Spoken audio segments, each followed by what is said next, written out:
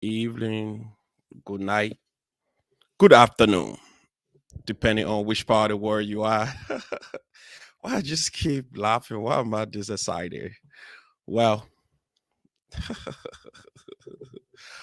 all right. Welcome to the Logan's Hour again. As I said, today I'm a little excited because I don't know, but maybe because I'm grateful to be alive. I'm grateful to be here.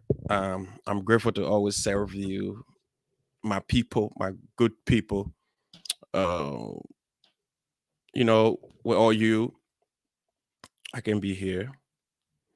It is because of you I'm here. So I'm always grateful. Trust me. Regardless everything, regardless everything. Sorry.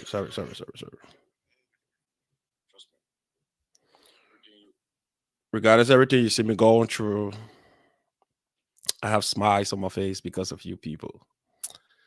And tonight I will have Mr. Aventi Pena. He will be our guest.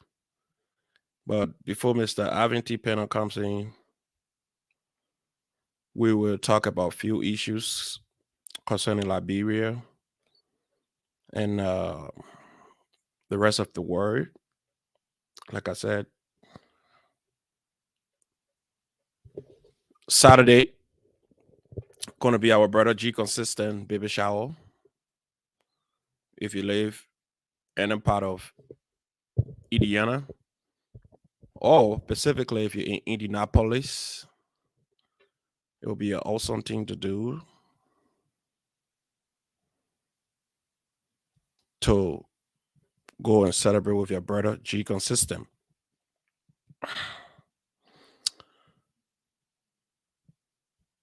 Just a second. I just try to get something straightened up here.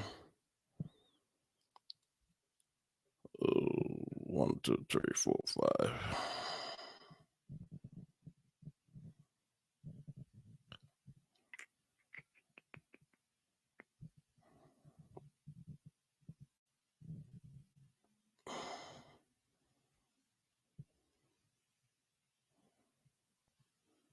There you go.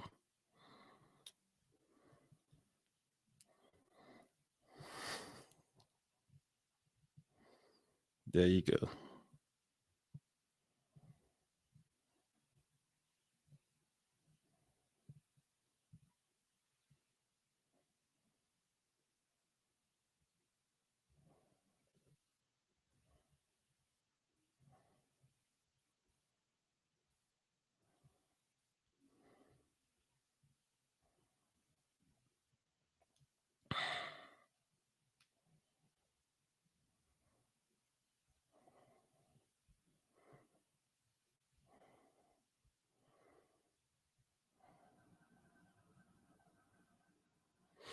All right. So welcome back again.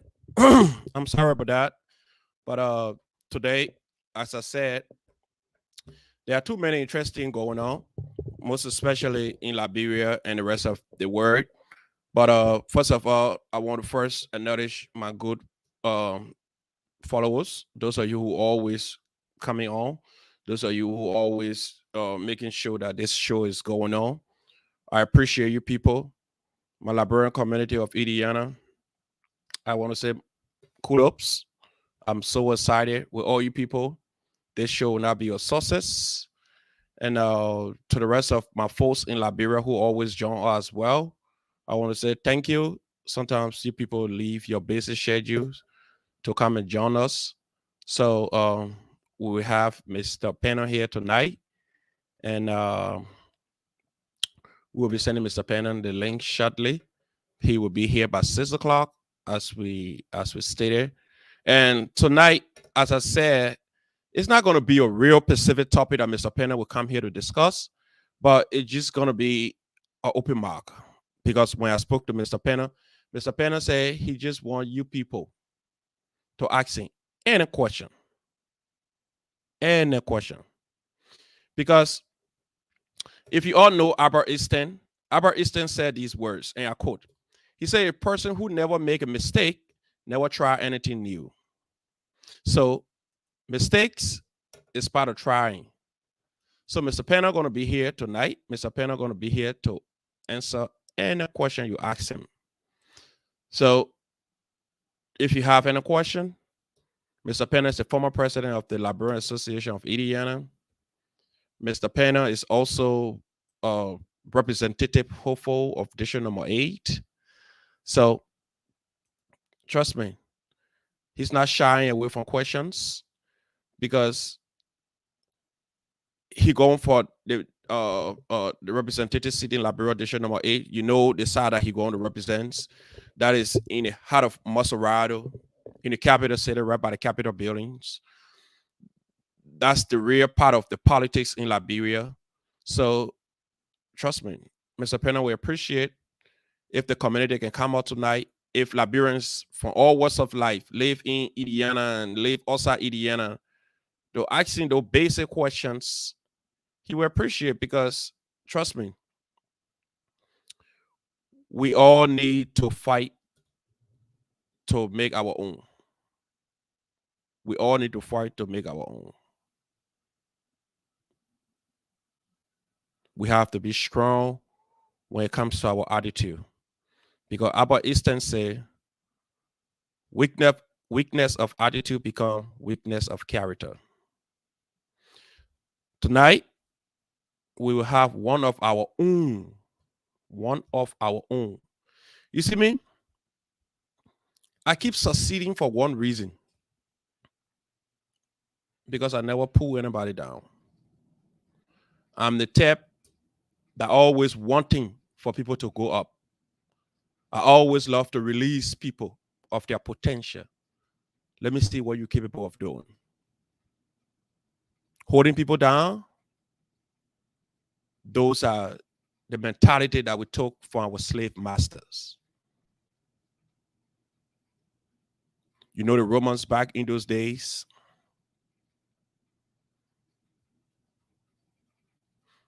they were the strongest of all. Rome ruled the entire world. But they never run the world on their own ideology. They were running the world on what the Greeks wrote.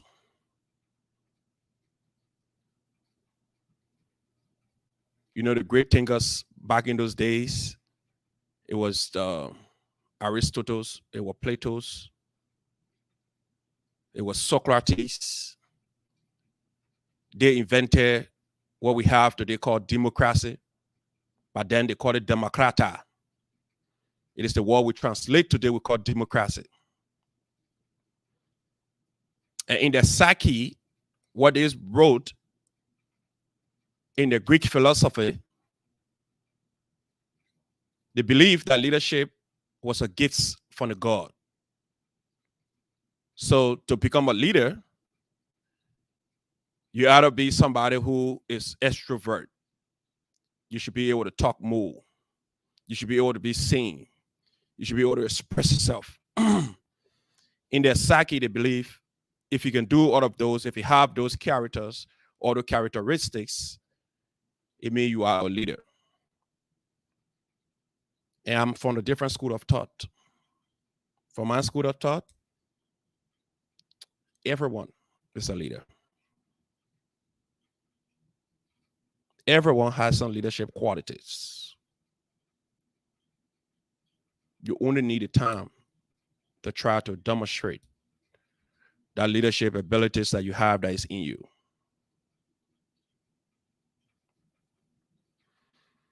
Don't believe what the Greek says. Don't believe what the Romans put into you. Believe you are a leader. Believe in yourself. Well, one of our brothers try to go up. Let's support them. Let's support them. So Mr. Penner will be here tonight. Mr. Givler as well. You can ask Mr. Penner the question. You already have your first question here. What is Mr. Penner political platform for the folks he wants to represent or he'll be representing? So Mr. Penner will answer that question. Mr. Givler, I can rest assured you I'm putting star to that question right now. That will be one of the questions Mr. Penner will have to answer. So Tutu McCarthy, your incoming president, going to be here shortly. So I'm asking everybody in Liberia, district number 8. I know the people in Liberia by now, it's 6 o'clock, maybe it's 6, 7, 8, 9, 10. It's like almost 10 or 11 o'clock in Liberia. They might be sleeping. But I'm encouraging them, if you live in district number 8 and you hear one of the people who will be coming to represent you will be on the radio, it's good to call and ask those basic questions because you want to know what the person coming with. You want to know what the person capable of doing for your community. You want to know what's the person political ambition. It is important. It is important we ask those basic questions. So those live in district number 8, and even those people live in Indiana, I'm so glad that Mr. Pena asked that this topic tonight be an open mic.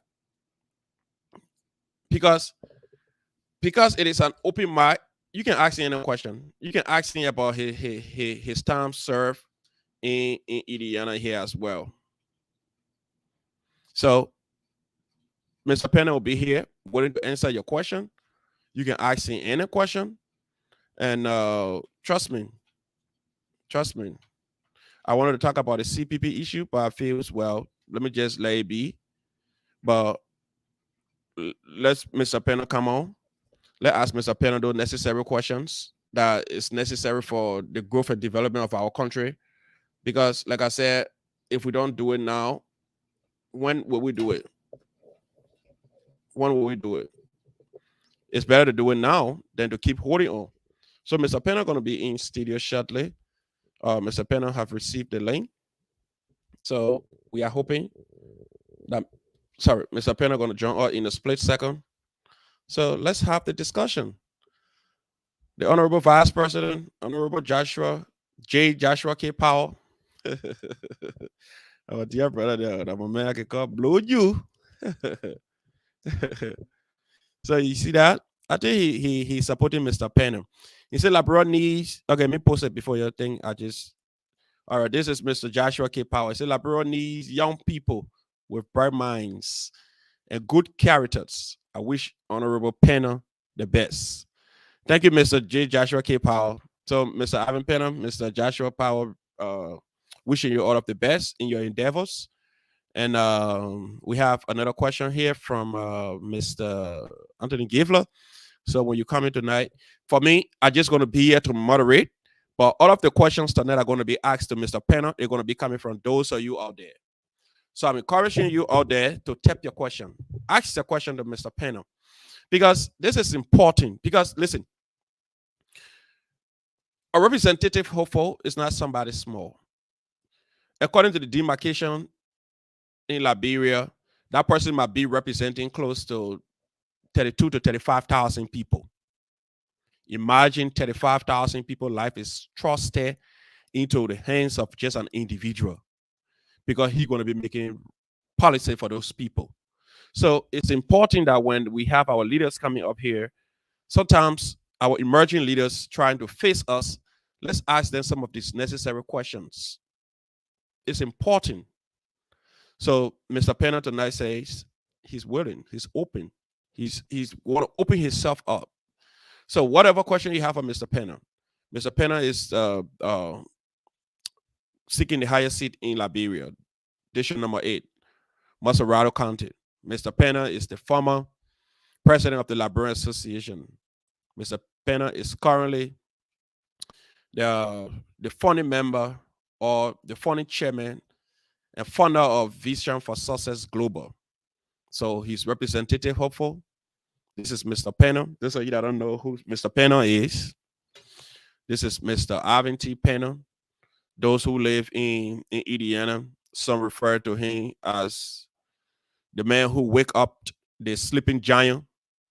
When the Liberian community of Indiana was sleeping, he stood in the vineyard and he felt there's a need to bring the community back together. He galvanized the young people. He took them to a successful democratic election. He won that election. Subsequently, he became the president of this Liberian community, and he worked exceptionally. And he left the administration.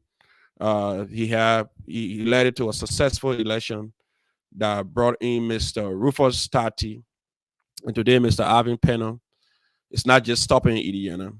He's going to Liberia to contest in the representative seat in District Number 8, Maserado County. He's one of our own. I'm calling on everybody from every walks of life, whether Liberia or the United States of America. Join hands. Let's support this son of this great soul. He's young. He can do the work. He has the energy. He has the passion. He knows the working. So tonight we're going to have him here. And today, when we spoke, he said, I just want you to be asking me a question. Because I find that if you asking me a question, you are not getting the question from the vast majority of the people. So those I will be following, our meaning followers. Whatever question you have on mind for Mr. Pena, ask him. He's willing. Like he said, he's not going to shy away from any question, because even when he entered the political arena, those questions are going to be asked to him, and he will be willing to answer those questions. So tonight is at night. Ask your candidate his question. So now, having said that, I'll be bringing in Mr. Alvin Pena. Mr. Alvin T. Pena, how are you, my dear How you brother? doing, sir? I'm okay. How are you? Yeah, I can't complain, Chief. Mr. President, howdy, buddy. Man, we can't complain. We gave God the glory, fighting it one step at a time. How are you, sir? I Can know you hear it. me? The network is from my end or it's I think it's from your end because I'm hearing you, but you just breaking in a little before you come in. So I'm hoping that. Okay, let me see who here. Unfortunately, I'll be at least anyway, Anthony Giflo, and I'll be able to call in. So Anthony Giflo, yeah, I understand. I see your message, but you can also write your question here too. So it's not a problem. Alvin is willing to answer any question. So like he said, that's why we make this whole thing to be an open mic as well. So you can ask your question. So Mr. Penner, how are you today, man? What's up? I can't complain, no, Chief. Howdy, buddy. We are grateful. We are grateful. Another day. Now it's a I pleasure think to have you. your mic went low, so I think I need to log out and come back in. What do you think? All right. Yes, try that. Try that. Yeah, you can try that. So Mr. Penner gonna go out and come back. So you see the man, he's in studio tonight. Liberian people living in Indiana, let's come in. Let's ask these questions. Let's ask all the basic questions. Sometimes we can just sit and just watch this show and we're sitting in the comforts of our living room. Tap your question. You ain't gotta call though. If you want to call, you can call. The numbers are there. But if you don't want to call, just tap your question. Ask your question. It's important. This is so important to see one of our own. Somebody who have lived in this community for a little while and going down to Liberia to represent us. So we have to ask him. We have to prep him up. We have to know his intention. So ask the question tonight, because if Mr. Penham is successful, he's going to be living in Liberia. You won't have the time to be asking him and say he appear on the platforms. So right now, it's a perfect opportunity for you to ask all of the questions you want to ask. Like Mr. Penham said, I want this to be an open mic. I want the people to ask me, and I'm willing to answer their questions. So you following us there tonight? This is Mr. Penham. This is your son. This is your father, and this is your uncle. Mr. Penham, welcome again. Thank you, Mr. President. Thank you very much. Okay. So for those following us, maybe it's for those I don't know you. So can you just go ahead and just tell who is Mr. Alvin T. Penham? Like you said earlier on, I'm son of the soil. I have a diverse background, interrelated to most of the tribal groups in Liberia, but I hails from Grand Jita County, maternity-wise, I'm from Maryland County, and I reside in the state of Indiana. I've served in many capacity in terms of work and community service and other professional works. And I'm the aspiring hopeful in terms of the seat of representative, District 8, Maserado County, Republic of Liberia. You hear that? So this is his son. He said it. He's son of the soul. He's a Liberian. He live in district number 8. He have property in district number 8. He a taxpayer of district number 8. So he has all of the qualification to represent the people of district number 8. So now Mr. Penner is here to make his case. So if you're following us tonight, if you have questions for Mr. Penner, you can ask the question. I see Mr. Anthony Givler have put out 2 questions, but we'll get to Mr. Givler question because Mr. Givler ready to bombard you tonight. I'm a big brother there, no problem. I'm ready for your questions. Okay, so let's just ask you the first question before we go to our online people, because specifically tonight we're going to be taking most of our questions from our online people. So we just want to ask you about district number 8 first. What really motivated you to get into the race of district number 8 to represent the people of district number 8, Macerado County? What's your passion? What really motivated you? What you saw that you say you want to take part in this coming 2023 election? I have observed Kennedy, and I've taken a seat back, and I've done thorough inquiry in terms of investigation as to what we need as Liberian. And district number 8 being the heart of the capital, and it inhabits almost everyone from around the country from various counties. So it's a combinatory index residents. So based on that, when change can be affected from that area, it is a huge likability that it will affect other areas within different sector of Liberia. And most especially, district number 8 being one of the intellectual district, it says that if you want to be the best, you got to play the best or you got to fight the best. So that means that we have to engage these people intellectually, engage their sense of reasonings, and see as to how it's up to date in terms of taking their value into considerations to make decisions from the perspective of reality.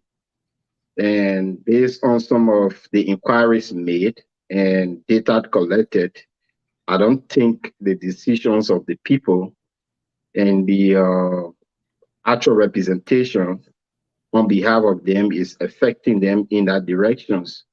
So they need someone who has the know-how. They need someone who have the outside experience. They need someone who understands how things work at a larger stage, and they need someone who can who is cultural oriented.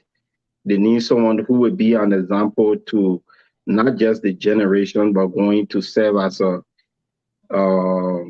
mediator between the young and the old to give sense of directions to those who need it and guide the process to positive change. And me being a resident of district number 8 from the 80s is where I grew up, born there, went to school there, have friends and family still live there, and family properties and other businesses was in the district. My current office is in the district, so I'm a resident of the district. Okay. Thank you, Mr. Penner. Thank you, Mr. Penner. So you see your people saying good luck to you. And can I just ask you before? Okay, hold on. I think somebody want to come on. What he need? Okay, because tonight is supposed to be Mr. Rich W. Bassi guy myself here, monitor and interviewing you. So I'm about to say he coming on. Yeah, I told him that you are a real man and you want to host a real moderator. So he and I supposed to be here to do the moderating of the show tonight. So he just sent me. He said, "My man, send me the link." That Avin man coming to asking all the difficult questions because I'm a seasoned politician. I say, "Come on." I hope you're the man in terms of politics. Both of you now on different sides, though.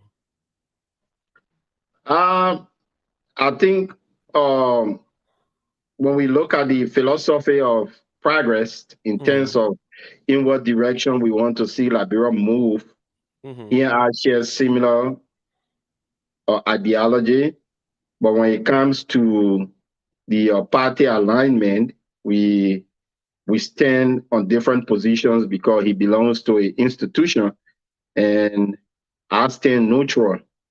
So I'm more of a moderate politician.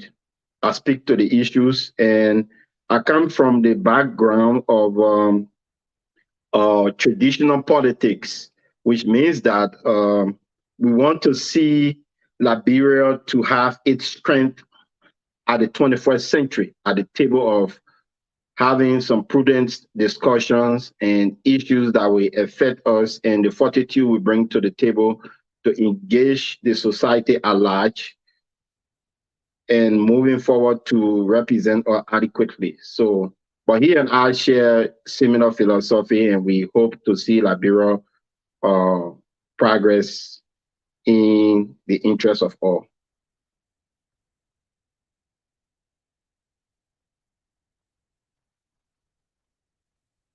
I'm not hearing you. You are muted. Yeah, I'm my muted because I had somebody on the phone. The person trying to call, I told them too early because we just started the show. We're not entertaining call like that. You can send your comment. We'll read your comment at the end of the show. Maybe 10 minutes to the end of the show, we will entertain calls. But for now, we're not going to just start taking calls because our guests have to explain himself better first. Then you can ask the question. Because if you just start calling to ask a question now, you just don't understand why we are here. So, Mr. Pena, let's just go back to edition number 8 because you talk about what motivated you. So specifically, what are those specific things that you want to see change in edition number 8? Technically, the mindset of the people. You understand? The mindset of the people needs to change, and even the people who are even in power, their mindset needs to improve. Frankly speaking, we Liberians on a larger scales, you will come to find out that we have an underdeveloped mind when it comes to how we approach things in regards of the 21st century. Now, I do not say that we should all modernize our approach towards how we proceed, but at the same token, we have to take the reality into consideration and make decisions to that effect. So for that reasons, we take the mind of the people into consideration. These people are largely living in the slum. Okay. Rat infested, rose infested environment. And you can see that they are, how you call it, comfortable.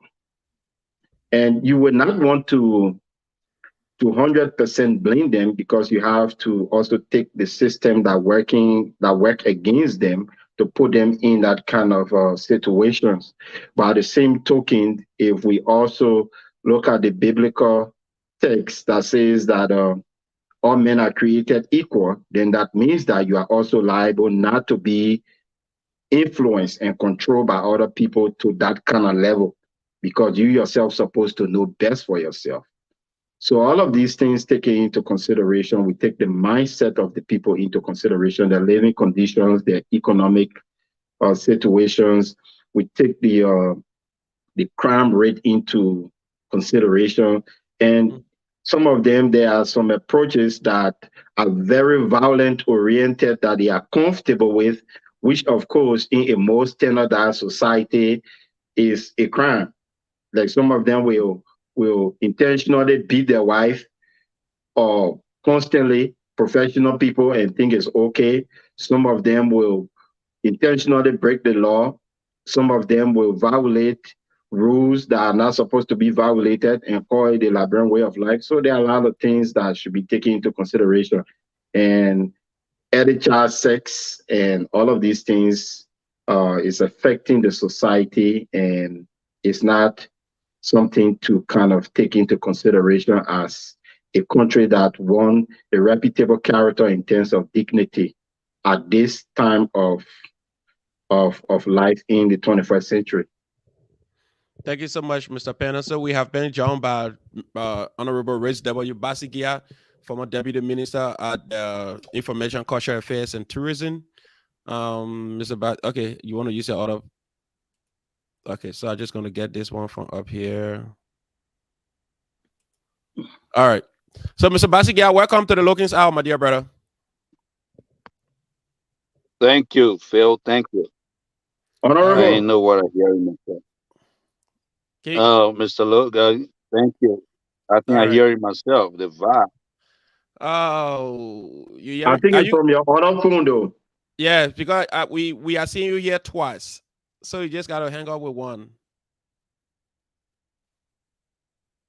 All right, let me kick him out of the studio. Then he gonna come back. All right, so Mr. Pennon, let's just deal with some of our people who's following here. So we have this first question here from Mr. Anthony Givler. He said, "For the benefit of the Liberian people, are you willing to the people your series of runs in with the USA legal system?" What I don't know what he read it, man, You but say, am I willing to make series of runs? What's the question? the question right is for the benefit of the Liberian people, are you willing to the people your series of runs in with the United? Anyway, we can't understand the question, Mr. Give. Let's say if you better type that question, we will ask that question. But now we're going to ask one of your other questions again. He said, "What is Mr. Penner political platform for the folks he wants to represent?" Yeah, I have the platform here, and I have it out loud. We have civil education. We have because the people needs to be fully informed as to how government functions and how people should represent their interests and what role they play in electing their people who's going to represent their interests in making decisions for their livelihood and their future. And then we have good sanitation. The environment is not comfortable and conducive in terms of health. They need health awareness, of which we have put into practice by making sure that we conscientize them of the environment so that they can show that responsibility for themselves. Because in anything you do, you need health to move forward. Eating solid dirty water, roasting food solid dirty water, and cooking solid dirty water is not the way forward. And then we need capacity building. The people needs to be fully educated. Educations in the sense of being fully aware of issues that will affect you to prevent it from not affecting you, and then to make decisions in your interest that is more how you call it appropriate to put you in the driver's seat, Mm-hmm. and also to use that education to create the means of livelihood to provide for yourself and also provide security for yourself because it's the preservation of life is the first responsibility of mankind. Then we have health awareness. We got to be fully aware of health. We got to make sure that we take all necessary protective measures as to how we go about taking in some of these drugs that are not properly regulated. And then our environment also plays a major role in our health. The kind of food we eat, we are chemically affected. Uh, so all of these educations needs to be told to them. And then we need accountability. Uh, the insincerity have become the order of the day amongst the parents. I have experienced it a lot myself. We tend to become deceptive to our own adherents. We tend to exploit our own adherents. We tend to exploit the system that is going to work in our interest and on our behalf. So we have to be kind of sincere to ourselves to see as to how we can account for every approach and engagement within our society that's going to define the roadmap to progress. Okay. And then serving on it, we have transparency. We have to be transparent with each other. We have to be transparent with the future. We cannot continue to lie to ourselves and continue to do things that are wrong and we expect right results. So we have to be able to face the reality and define it for what it is. We have to take the necessary approach that's going to seek the interest of all. And we have to be uh, accountable in terms of presenting every necessary will that govern the act of decency.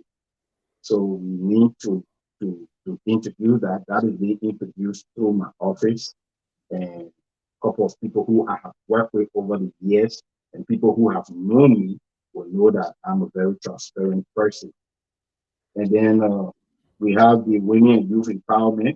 We have to also create means as to how we can provide opportunity for women and youth through the means of programs. Some of them are giving them uh, scholarship and Mhm. giving them a privilege to trade school. Some of them academic education. Some of them business opportunity in order for them to provide for themselves and their family and their household.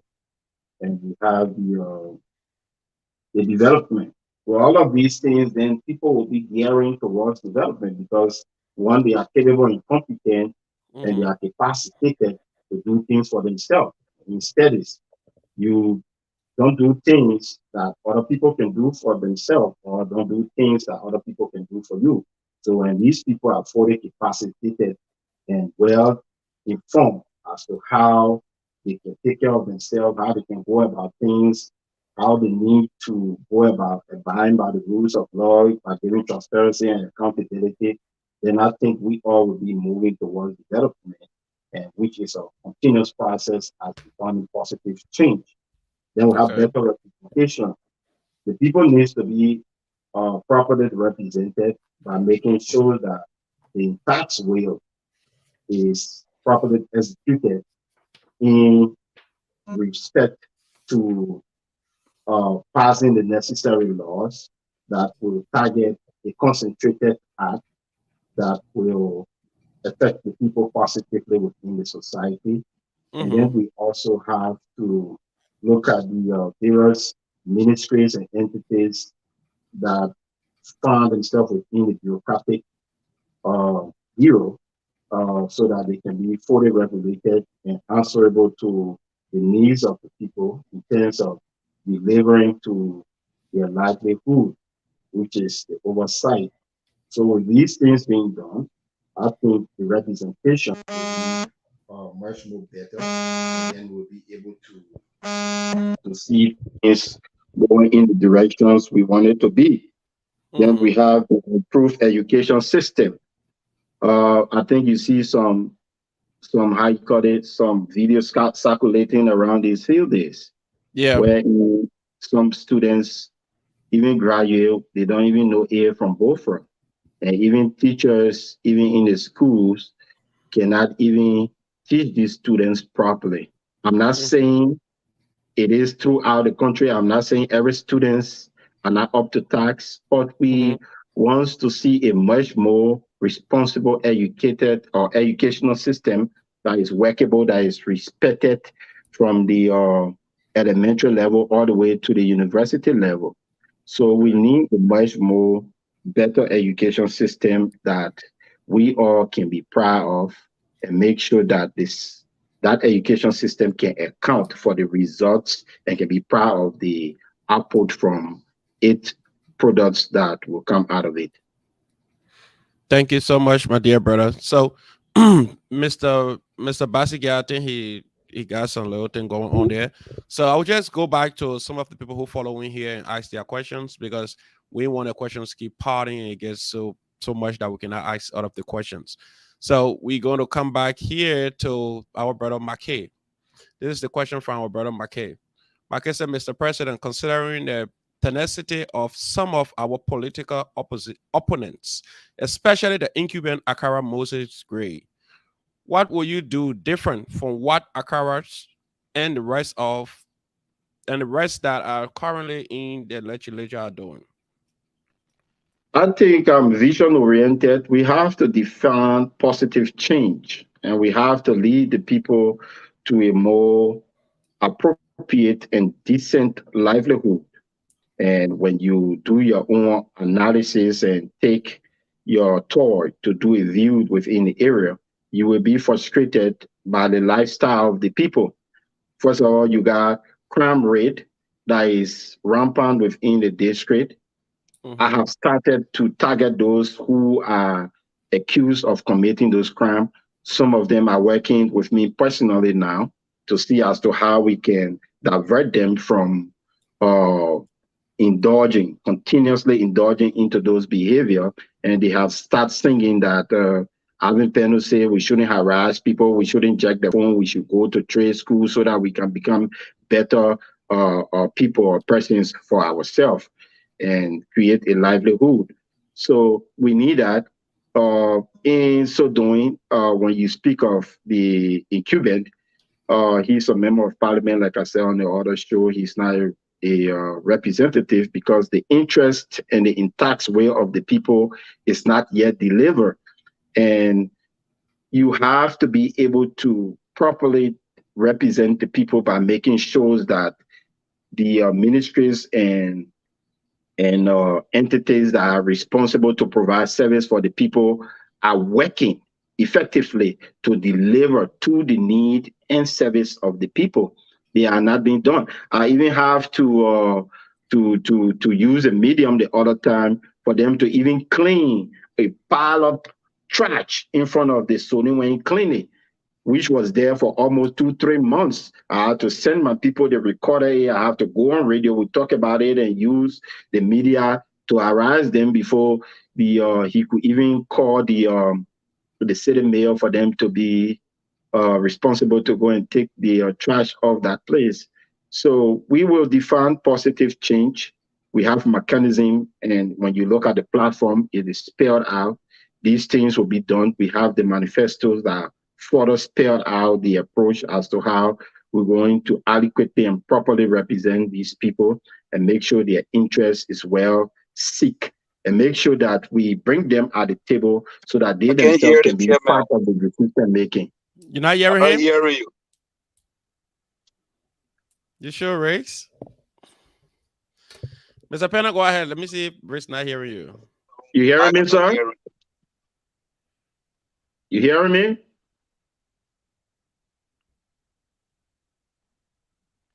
Mr. Minister, you hearing me? Let me see his. Let me check his microphone. Yeah, Riggs, your microphone is okay. Can you hear me? Can you hear I'm not me? even hearing you, Phil. No. Oh my God! You want to go on and come back? I think He needs that's to your. go up and come back and probably carry his volume up. Yeah. Or then he switch the phone off and turn it on so he can restart. Let me go on Facebook and see if I can hear myself. But I can hear you perfectly. See if I can hear myself. Yeah, Riz, we are here. But I can hear you perfectly. See if I can hear myself. Yeah, Riz, we are here. All right. But I can. Yeah. All right. So, can you hear me now, Riggs? Can you hear me? Tell him Just to Yeah. restart his phone. Let him restart his Yeah. phone. Go and come back. Let him Go and restart come his back. phone. So the questions to Mr. McCade, Yeah. my actor D. So we will bring proper representation to the table, and we want to make sure we seek the interests of the people, and make sure we do not take personal glorification as a means of service, and make sure that bills and funds that should be allotted for the developmental purpose going to be directly to the interest and benefit of the people. All right. So we'll just go to Mr. Riz Basikia now. My dear brother, come in. Chairman Panel, how you doing? Chief, I greeted you earlier. How the Yeah. bodies are? Yeah, the extreme stuff is tripping, you know. And thanks, Phil, for having me on to co-guest with you, guest the program with you, and thanks to our listening audience. And this is a Thank you. very I don't good know why platform. my phone going dark. I don't know why. It might be tripping. Oh, because Yeah. you receive call. You know, most time when you receive call, you can just kill your volume like that. No, Okay. but I hearing you guys, but am I audible Yeah. enough? And am I Yes. well? Right now, you better. Yeah, better. you are better. If you're following us there, can you please tell if you can hear Mr. Pena well? But you took the interaction of you turned off the interaction. No, some of my followers, they were putting some comments. I said, let me just cut it out, not to distract you. That's why I clear you out on the comment section. But if you can Okay. stand it, then I can put it back. Okay. Yeah, no You problem. I can stand it. That's okay? the All right. means. Yeah, because sometimes when you have some people and they're reading the comment and somebody abused, then it can be like they won't start addressing that person and deviate from the question. So that's why I let it just remove the comment No, section from my we guests. having a mature conversation, so we have to be able to see people who have different opinions. That's the essence of the fortitude of the people. People will have different opinions and different views, and they may have personal issues that is far different from the issues under discussion. And all of these things are part of the process of discussion. Okay, I appreciate. I just added your comment section back. All right, Honorable Riz W. Basiki, I come in, sir. So again, thanks for the program. I mean, it's a unique program to have the representative aspirant on the show in presence of chairman of the board of directors for the Vision for Success Global. I guess his profile was already read by the host, Mr. Philip Logan. Like I always said, it is one of the best things we ever had and one of the best program in our community. This innovation is a very heavy, big one, and everybody enjoying the beauty of this particular program. But quickly, while we running through, I was listening to you, giving your platforms, explaining details on what you intend to do. One of the cardinal responsibility of a lawmaker, if you haven't been elected as a representative of District Number 8, what would be your representation? You said if I have not been No, if you uh, have to be no, elected, no. If you be elected, if you have to be elected to as a representative of District Number 8, if you have to be elected for any other reason you've been voted for, what would yeah, be yeah, your I got the question. I got the question. Yeah, the I think I answered that questions in response to my key questions that has to do with one the cardinal responsibility of the lawmakers, which is the principles approach in the House of Legislature that has to do with the passings of law, that has to do with the oversight and the inquiries of those bureaucrats that work on behalf of the people. Now, we have to enact a concentrated bill that's going to target the some of the deep-seated problem within the district and country at large, because some of the problems that affect the people in district number 8 is in similarity to some of the district and counties in the various counties. So we're going to have a concentrated act that going to target security. Security is the paramount. You can have all the money, you can eat all the food, you can enjoy all the best of life. If you are not safe, how you got it is not peaceful, and it will not be attractive to investors. Business people will feel unsafe, and the country will not be open to improvement.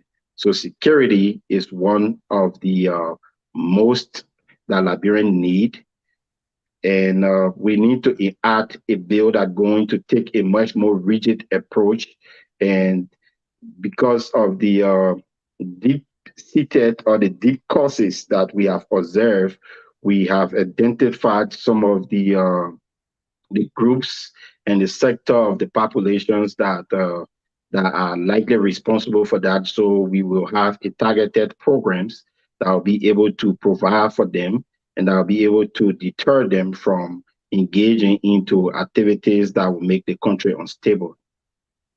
My next question would be that's a seat of the capital. That's Monrovia, and we have most of our major cell phone companies like Cellcom. You got businesses, you know, have different profiles, businesses, high profile, lower profile, and all the Lebanese people making business right in your deck, right on your deck. They go as far as the area as you got the sports stadiums right on your deck. You got the city mayor office, and they right on your deck, so you have supervision over that. In terms of oversight in your supervisory role, that will allow your people to benefit in terms of what you just explained. What do you think would be the major factor that will impact the lives of the people in terms of oversight? First of all, we have to look at how the tax is allotted in the budget. In more improved society, every districts and counties, some of their taxes move towards the development of the locality. Now, that is not taken into considerations when it comes to Liberia. I think it's infused into the actual budget, and it is spread across the country. Now, when it comes to the oversight, we have to hold people accountable based on their expertise and their positions occupied so that they can be more effective and they can be efficient as delivering to the in tax will and the service that they need to provide for the people so the people can feel the impact of service of their tax being paid by them. Now, when it comes to these businesses should be of good service. Now, the approach should be able to be of benefit to the district, and it should be impactful to the district. Now, we will be talking on a very high level, like I did mention, in a much more high society. When you take other countries into consideration, before you even take business into that particular district or county per se, that business should be of a good service to that county or that particular community or district in a more improved society. So these things will be looked at and see what is already on book and see what approach that they are taking and where the improvement is needed. Then we're going to see as to how we can take the necessary approach to guide them through the process of delivering to the service of our people. All revenue generating agency, corporations, companies that's in your district have already signed concessions with the government. How do you intend to engage them in terms of social corporate responsibility so that your people can feel the impact as well? Yes, those concessions that have been signed, they are dedicated responsibility in terms of providing the necessary service. Let's say, for instance, when we have the cell phone company that's supposed to be providing the people of service, and then you go look, they are not providing the necessary service, the tower is off and all of these things, and the people within the locality are not having service, they have to be accountable. Let's say, for instance, if LDC was to be a private company and supposed to be providing service to the people, they also have to be able to create a much more effective and efficient service that is going to be workable enough so that the people themselves can feel the impact of their expenditures and so that they can be able to conduct their personal businesses. So that would be the approach in terms of doing the necessary inquiry and holding those accountable who are the immediate or heads of these corporations accountable in terms of delivering on their service to the people. Okay. Go ahead, Mr. Basiga. Okay, you making a lot of good points in terms of how you project yourself and how you think your people will benefit. Let's go to the national budget. The national budget is a national tool. But constitutional responsibility is that national budget is supposed to enhance development, are supposed to create an environment which the security of the country should be stable. The people owns the national budget and they should be full beneficiary of the national budget. You will be representing district number 8. What do you think if a country with a 800,000 United States dollar budget and the allotment be given to each district, projecting them the way they're supposed to work, and you will be the direct representative of the people of district number 8? What will you be doing in the house? Your engagements with your colleagues, your way of working on the floor, your influence, your innovation. How will you put that forth to convince your colleagues that District Number 8 is the seat of the capital? That is Monrovia we're talking about, the seat of the capital. What will be your role to civilize District Number 8 in terms of their benefit, their full income of what they can get, the apportion allocation, what they can get on the national budget? We're speaking of the national budget. Can you speak to us, speak to the Liberian people? What role will you play in terms of your full representation, in terms of the national budget, that your people will be a full beneficiary? Unlike now, people taking home 30,000, you know that. Now, like now, people making a lot of very good money, and people got different things apportioned in the budget, making negotiations. What role differently will you play from from the previous lawmaker that you will win? Yes, I think I need to make a correction before I proceed. You said 800,000. I think it's about 800 million. Yeah, So just making that. Yeah, just made a mistake. There's a 800 million. I mean, with a budget of 800 million, maybe your time will be like something that 1 billion, 2 billion. We don't know. I'm just saying something. yeah, because we'll be projecting how it depends on the need of the people. Now, first of all, in order for you to represent people, you got to know the issues affecting the district in the first place, and then you're going to take that situations and affairs into considerations and see as to how it can be addressed financially and what amount can be used to address the different Oh, he got kicked out. Oh. Is he on a timeline? Maybe his phone went off, or maybe his battery was low. But Mr. Pena, just connect your phone and come back, because you have dozens of questions keep coming in. People keep calling and rejecting the calls. Like he said tonight, he wanted to be an open mic. He wanted people to ask him any question. That's So good. tonight, at least he opened his chest to the bullets. So you know what? You move the man comments. The man wants to be reading his comments, the followers and stuff. Yeah, but you know, sometimes people get distracted when somebody following and just erroneously insults. Then they want to concentrate on whatever that person is saying and gets distracted from the main topic. That's why sometimes I just remove that, because I remember the other day I had somebody here and we had a topic and the person kept running beyond what people are saying. I said, "Don't mind what the people say." The man said, "No, I will respond to what they say." I said, "Oh my God." yeah, sorry, they full year 3 or going off. I don't know why it went off. Yeah, go ahead, my dear brother. You are Yeah, good. so Mr. Minister, am I clear on this one? Yeah, you're good. We just, the people want to hear your voice. They know your face. As I was saying, in regards to the budget, before you represent people, you got to know the problems that the people face within the district. When we have security issues, when we have economic deprivations, we have housing problems, we have sanitations and hospitals. And secondly, when you speak about the lobbying within the House of Legislature, there are few things from I will be speaking from a higher point, and I will come to the Liberia setting.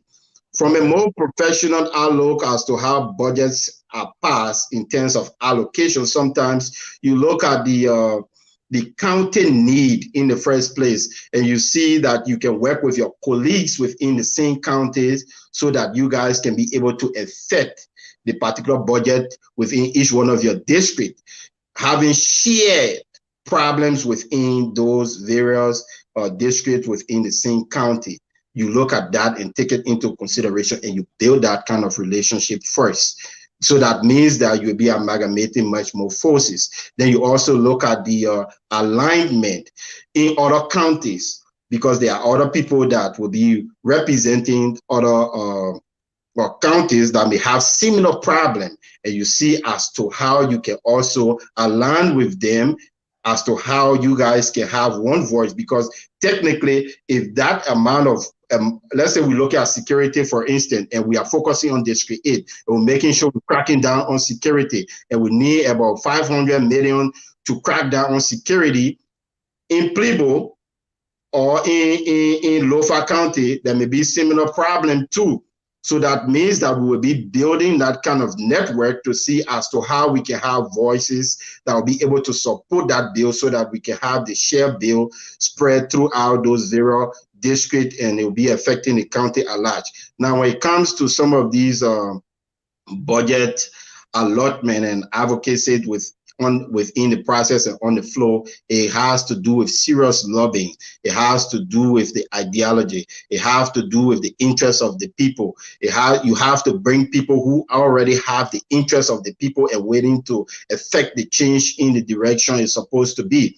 Now, you speak of them, allotting money for their personal use and taking self-glorification in terms of putting themselves first and taking on individual projects. In the district chat room yesterday, there was a conversations that pop up, and people were asking of the district development fund that was allotted to the people. And Akara's Grace said that at least unscientifically speaking, let's say we have 200,000 that is allotted, and then we have 17 lawmakers in the place plus the 2 senators. It would make them 19. So if these people happens to share the the 200,000 for the 0 district, some of them will be walking away with 10,000 in change. Now, my question to him was, the money is not supposed to be shared.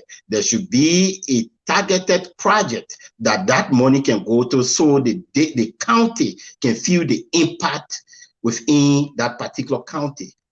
He did not answer the question and shy away from it. So we will work as a team. It's a teamwork, and it is the interest of the people. Anything affect District 8 is a likelihood that it will affect other people. So we will be able to have the shared conversations as to how we can work together to identify some of these major problems and then pass the necessary budget that will affect each one of the districts and counties within the country.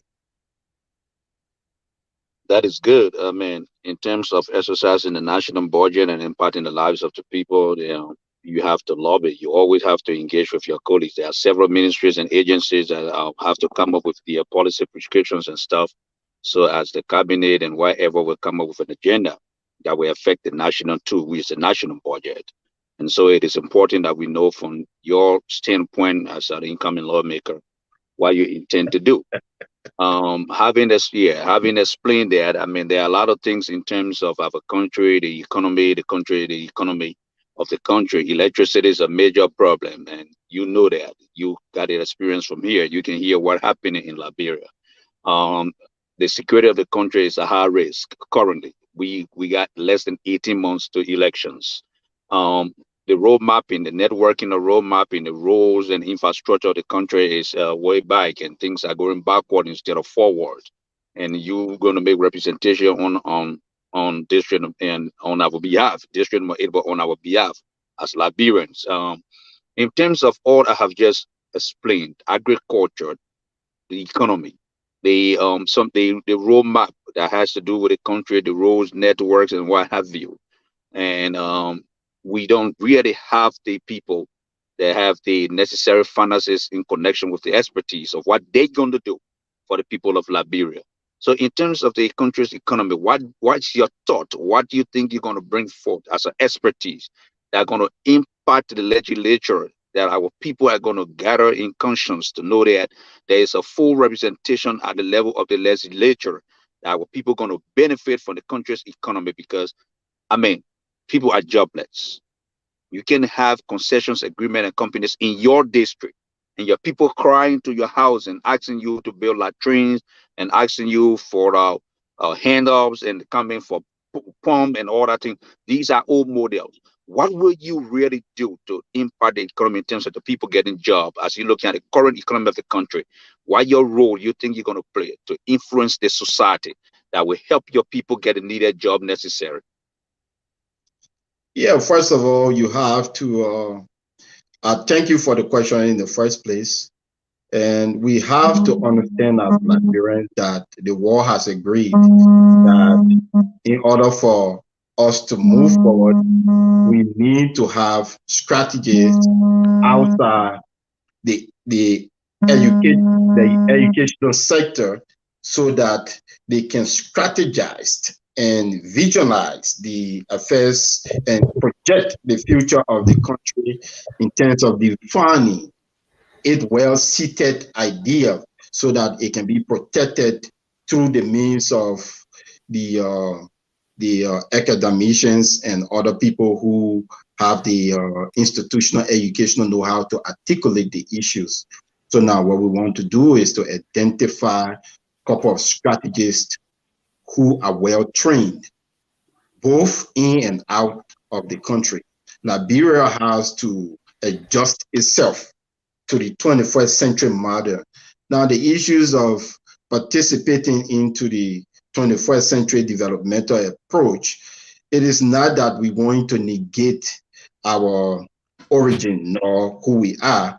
It is for us to understand the diversity of culture and the developmental idea brought to the table to see as to how we can selectively incorporate them into our system for it to serve our need and purpose. So one, we have to have a more incorporative ideas. We have to allow experts and strategists to sit at the table. Other countries who are developed have industry finance think tank that define some of these goals. We have the brightest mind in the country, but it is only limited to the institutional level. So we have to have people who think outside the box so that they will be able to sketch out the roadmap and the way forward as to how we want to do things. Now, in order for us to bring in development in terms of the agriculture and the economic, I spoke about security. There is no one that going to go and invest into a country that is built on pathologies, that is built on deceptions, that is built on undermining people, that is built on not taking things seriously, that is not accountable for its own affairs, that is undermining its own progress on a daily basis. So we need some rigidity, a high level of rigidity in the country.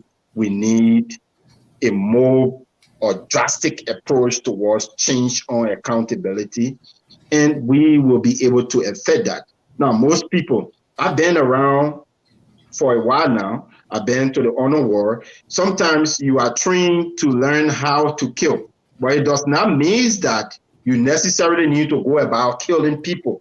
So you can learn how to do things that are off the record, but you use that knowledge to protect things from happening to the system. So these ideas and this knowledge, this lobbying power in terms of sitting with the right people, sitting with other people of great interest and great influence to be more attractive to the economic sector. Like I was contacted by the CEO of Proactive, and he wrote a book called the America Scanzi, and he asked me to go through it to give my professional intake. Why you think someone who is from way on the grassroots will be contacted by somebody of that high class and wanting me to have my input?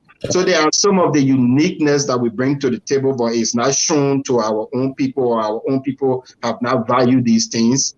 So we will attract these people with a great mind that we have so that they can be a full-fledged participant within our development. When it comes to the agriculture sector, we're going to have an agriculture bill. Now, the agriculture bill going to focus on the agriculture insurance. Now, let's say, for instance, like I don't want to use, I'm only using the American sector because it's more standard. Let's say in the American agriculture sector or farm bill, they have the insurance protection bill, where if you happens to have your farm or near your farm and 40% is affected by either the wind or flood or people not buy it, there is an insurance that government will account for to be able to encourage farmers to do more businesses and engage into that field and all those kind of things. So this idea is going to be injected into it on a very high level, wherein we can format it into the form of policy where it can be turned into bill to affect our people on a large scales. Thank you so much, Mr. Panel. Man, the man sounded like a real politician already for district number 8. I So hope I answer your question, Mr. Minister. yeah, you do. You're good. You're You good. do. You did well. So Let's get some of the audience questions. yeah, for those who calling me, I'm sorry. We will entertain calls at least the last 10 minutes to the end of the show because people been calling me. Some people angry that we driving, we can't text our question, but we can't help it because if we start to take calls now, we'll just kill the essence of the show. So for now, we'll be taking those that are texting their questions. Those that are in the car, you can wait later on. We will announce when we will be taking calls. So we're going to come to some of our online people here. We have Mr. We J. have to go back to Anthony Gifler. I think Anthony Gifler asked some questions that Yeah, we will. We will. It's a burning question. I think he needs to ask it again. Yeah, we will. We will go to other questions. I highlighted all of the questions, but the questions I highlighted are going to be first on a first come first serve basis. So we have Mr. J. Joshua K. Powell. He said, "I'm concerned about the growing population of these people we call Zogos. What plans do you have for the Zogos?" Yeah, I have targeted the Zogos community. I call them the deprived youth because of the kind of situations they found themselves in. And I think I was on Mr. Powell show the other time, and I was discussing the order of the tradition since the 1990 that it has become more disrespectful. It has become, I respect you, but sit down right here. And youth don't no longer respect people. They are incomplete deviant to our culture and custom of back in the days. So now we need someone who is a complete reflections of what the culture and custom is. But in order to do that, you have to subject them to the reality of the situation. What did I do? My team and myself, we targeted them because they have the largest second populations within district number 8. And we start to send some of them to school. About 10 to 15 of them are on my direct scholarship program. Some of them graduated, I think, a few weeks ago. And I'm still looking for some finance to see as to how we can help them with their business money. So after school, they can be able to do their own businesses. With that, they feel part and parcels of the society. I'm also indulge into a program wherein I make them to feel part of, how you call it, interpersonal relationship building. I delegate responsibility to them instead of my office staff going places to donate food stuff. I give them the food stuff. So if they themselves taking food stuff to older people and or deprived people like themselves and being kind to them and seeing how appreciative people are and welcoming them, they feel part and parcel and then turn away from those kind of harassment behavior and standing in the darkness in the night to harass people for things that they don't even have in harm them at the end of the day. And then the actual goal here is to take them away from the ghetto. So what I'm doing is to make sure I further delegate responsibility to one of the group there called the Shut Up Movement. I'm working on a project wherein they will be able to, which of course the first scholarship scheme that was placed among them, he was able to identify a good number of them. So from ghetto to ghetto within the area, he has identified people who are potentially waiting to transition their life from that. Some of the old AFLs who felt frustrated, that waiting to change their life, they are all part of the list. So we have dedicated some responsibility to them so that they can be part of the process of change. And with that, I think they are waiting. And some of them, they are on my phone every day, every night. Some of them, their mind have come to the level that they're telling me, hey, Chief, if you can help us to be able to even leave the country here, to even go to all African countries to be able to turn our life around, we really appreciate that. We don't want to live in the kind of life to be sinking segway whole day around people. So I think it's a sound of progress. It's a sound of positive change. And I ask people who are waiting to help to see our country move in a positive trajectory to join me to see as to how we can be of a help to these people. Thank you, Mr. Panel. Because we have more questions and time is of essence, we ask that you just at least answer the question in at least on 2 minutes or 1 minute, please. All right. Thank you very much. I will do that. All right, thank you, Mr. Pena. So we're going to take two more questions from online, then we'll go back to our brother, Mr. Riz W. Basigia. So we have Mr. Givler again here. Mr. Givler said, Mr. Pena, why you distance yourself from the Liberian Men Association immediately after LAI election? I did not distance myself from the Liberian Men Association. Usually when you identify with an institution, you identify with them for a purpose. And if that purpose and reasons not met, then that means that your reasons for being a full-fledged member to them is not value. Now, administratively, they were very supportive of my administration. But personally, me being a member, I lost my brother, I lost my uncle, I lost my sisters. All of these people, one of them did not even put themselves together to even come to my house to even sympathize with me. But when it happens to other people, I will always be there to contribute financially. I will attend every meetings. I will bring in ideas as to how we can improve the organizations to take it to the height that we wanted it to be. So it is his responsibility now to tell me, since I have become member, what have the organization done for me personally as a member since I became member and then stood back.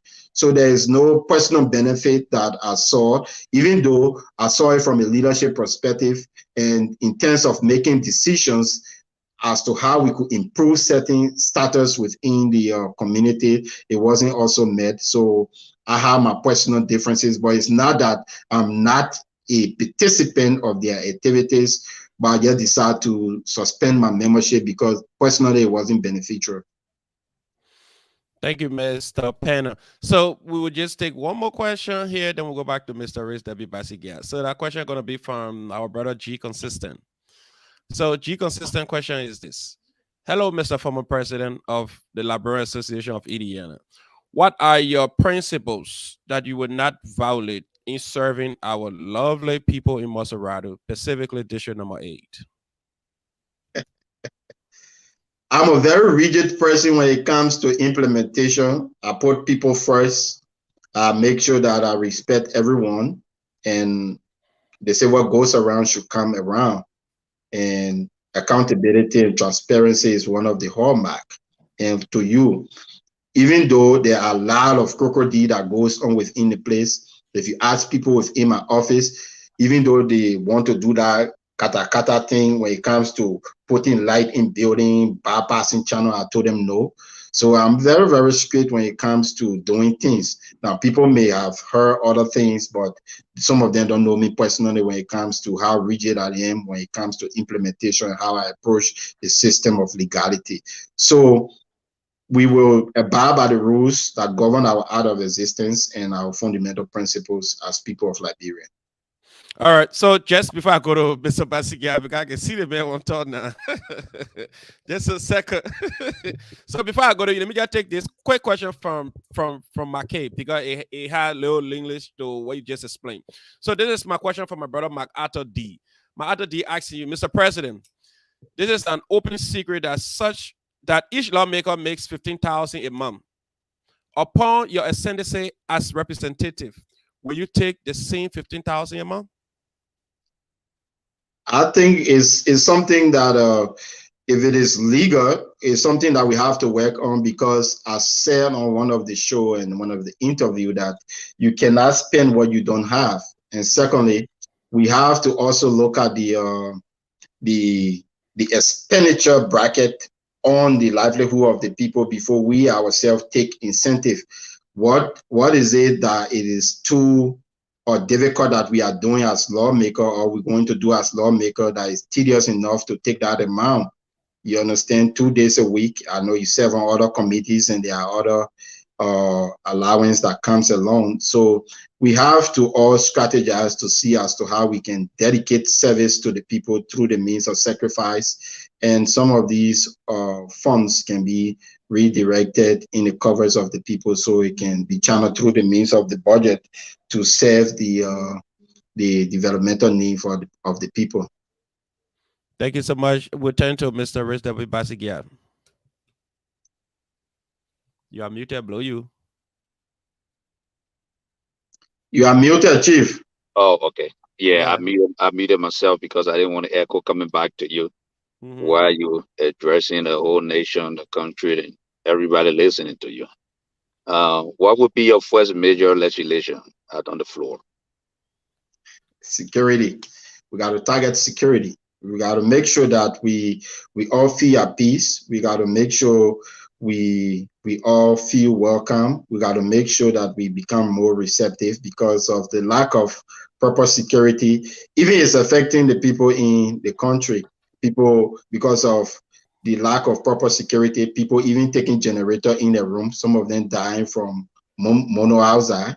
Some of them dying from how you call it, the gas explosion within the place and killing hundreds of people and tens of people, burning properties and Mr. destruction. Mr. So Chairman, Mr. security. Chairman, Mr. Chairman, Mr. Chairman, your people are listening to you. We got an act that created the defense ministry. That legislation has been passed. We got an act that created the national defense. And that legislation has been passed ever since before you were even born. We got an act of the NSA. We got an act that created the national police. We got an act that created the DEA. We got an act that created the EPS. We got an act that created the fire service. These are all security sectors that Liberia depends on to work with. Now you now telling us, or telling the Liberian people, district number 8, amongst all these major security apparatus, and you are going to save our people. Our people are in danger. We agree.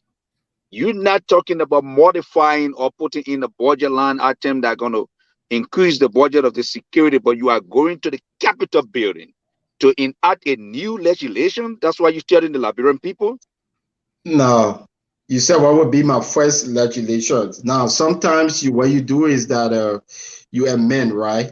Now, some of these acts that do or protect some of these ministries and agencies that you spoke of, they are all security sectors within the governmental sector.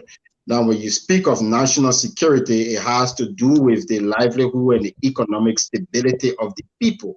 It don't have anything to do with physical protections. Now, if the person is that kind of scared and pulls them into economic mayhem that makes them to be scared enough just of their own property and their life, then it's of concern.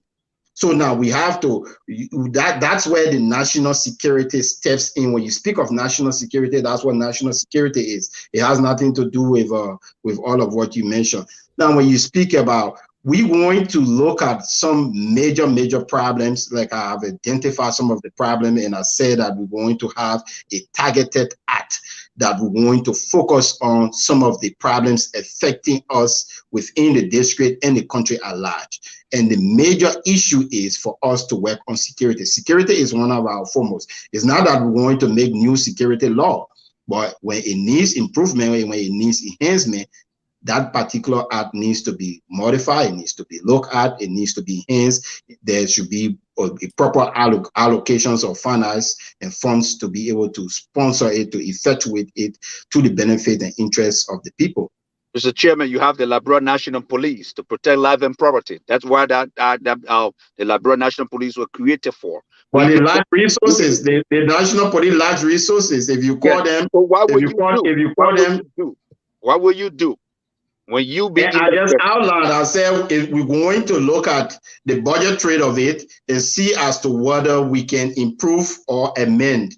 Now we're going to amend the act if the act is limited enough that does not create the space or the clauses that's going to create the necessary or avenue for improved budgetary. We're going to look at that. We're going to enhance it. We're going to see as to how we can incorporate necessary ideas that are going to allocate more budget and resources in order for it to serve the people. And security has to be the foremost before we can talk about any other thing. You asked me for one that I can do, and security is one. And somebody else talking about job creation, though. No, job creation is necessary before people be encouraged to come to a country, or even the citizens themselves to be free, because when it reaches 5 o'clock, everybody even running to get home because one, there is no proper security in the country. People scared for their life. People scared that they will be robbed. People scared that they will be harmed. The place is not. So all of these things, we have to look at them. And I spoke about security, and I just defined it about providing the economic need and service for the people. So that's national security. So in modifying that, you said that would be your first legislation that you're going to put on the floor. How do you intend to move about that it get passed the House of Representatives and the upper house? How do you intend to go towards that? What's the mechanism? Yeah. My intention is by spreading out the severity of the precipitations of the causes of these effects that lies before us. Then you got to make them understand that we need to take a serious actions towards that. We need to make sure that we provide the necessary service for our people. Our people need better. You got to be able to speak to the intelligence of these people, and some of them knows better, but they're waiting for other people to inspire them. So we're going to have a mental intercourse that is going to be challenging enough, and we're going to spell out those missteps that some of them have taken over the years that keep them to where they are, and how best we can improve the decision-making process within the House of Legislature. All right, you have any question again, Mr. Bassey? Yeah, because I want to ask a question from the scientist, Jeremiah Saleh. Yeah, go on. But I'm still not seeing the writings of the people. Ready? Yeah, I see Mr. Awaji. So this is his question here. He said, jobs, jobs, jobs. The people need self-reliance. How will job be created? A job will be created in shifting the paradigms of education. Now, there are more jobs that wants to come to the country, but the citizens themselves don't have the know-how. Most of the companies, through inquiries, even when they get to the country, they have to even train most of the people for a long period of time, or even take some of the people with them in order to have their system moving before they can even or start to hire some of the librarians that have been trained. So we have to have enough practical educations in terms of the trade schooling that is gearing towards the industrial economic sector, so that it can become more attractive to investors, and even people within the country can be encouraged to open more businesses. And then I was speaking the other time, I said that government should focus on the demand side policy through the central bank, and working with the sister banks to make sure that they infuse some money into the system through the form of loan, to be able to boost up the economic sector. But in so doing, people have to have the necessary trade for the businesses that will be allotted these loans that will be given. Okay, that's fair. So, Mr. Jeremiah Saleh want to know, Mr. Jeremiah Saleh asking, what are your plans for your first 90 days in office?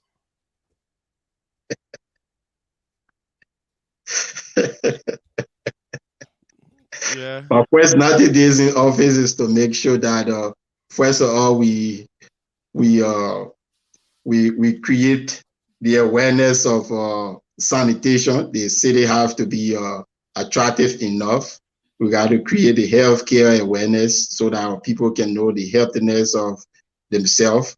We got to bring the awareness of what is called district parliament, wherein it's called the citizens themselves will be able to engage the lawmaker, so that the lawmaker can know their positions on the ideas and their will, and how serious they are in terms of improving themselves. So we will continue to create the interpersonal engagement with the people, more town halls meetings, and like I said, district parliament, engaging the people so that people can speak out their actual gust to see as to how we can move forward. and then also making sure that the security is taken into consideration as well. All right, Jeremiah, so what you following? That's the incoming lawmaker first 90 days in office. Those are things he's going to do. But looking at the way sometimes our people can resist change, what are those new methods that you're carrying that you think that they're going to listen to you? I think our people are pliable. They are people who, when you create the situation and place them in it with rigidity, they will succumb. And they just need the atmosphere that will create the room so that they can be directed. Now, we don't want to lead people who are fully misinformed. So at the same token, we want to use a more soft approach, solving some of their problems, and then subjecting them to the understanding that they can show that responsibility and pointing at the way forward through other means of programs so that they themselves can be inclusive into the shared responsibility and not engage into the diffusions of responsibility. All right, Mr. Basikia, it's up to you. Yeah. So, Mr. Pena, you got a whole very good platform: sanitation, security, the economy, and your roadmap is very good. And I mean, I think you envision a very big plan for your people. And addition to that, you talk about security, you talk about the economy, infrastructure, and the rest. These are all good things that are going to happen. And these are things that enhance the national budget, which is something that with from time immemorial has been passed and always the gateway to develop Liberia or to develop the country. Having said that, I have lived around the Central Morovia for some time, and the entire development of that particular Morovia has been about not the people themselves. It has always been a investor driven. What I see around your environment, uh, Rock Spring Valley, it's a very nasty place. Around Rock Spring Valley, you have the Lebanese and other people got good buildings. Sony Wing, a very nasty place. But around the Sony Wing, you got a very good buildings and stuff. And these lands have been allotted, being given to these different people, these different nationals. I mean, they are improving the surroundings, but the people that you want to represent in Ajit property, they are not enjoying the benefits of their labor or the benefit of whatever they might have thought to achieve. What you intend to do to have a negotiation or to have a dialogue, or what you intend to do, what mechanism, if you are being elected, you're going to put in place that your people are going to look better. They're going to look like they are the owner of the districts. They're going to look like they are people that are living in a very civilized environment, unlike the different nationals running the district with different companies, with different businesses and all that. What's the mechanism? Why are you going to bring that truism, that love, that affection to your people that are going to create that momentum, that change of momentum, that are going to give them that facelift, that they are living in Central Morovia. They are participants of Central Morovia. They are partakers of Central. You will be the direct representative. What will you do? Is the mindset set and the orientations, and you create the likelihood of empowerment, because sometimes some of these people want better, but they don't know better. It's like the office that I have in the district. I had to improve it and modernize it. And when some of them go there, they say, "Oh, they place their Lola America," and some of them wants to sit down in it. So they like good things, but they don't have the know-how. So what you want to do is to make sure you create an avenue of empowerment so that they themselves can have access to the resources, and then you can direct their energy towards the inspiration of self-development.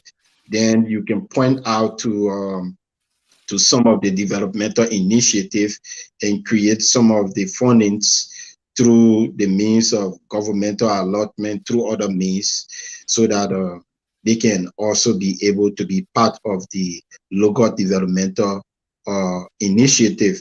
Now, when you spoke about these Lebanese people, Some of them, they are Liberians, if you follow through, because I've seen a couple of Lebanese that possess Liberian passport. So some of them, they are Liberians, if we want to be fair to the discussion.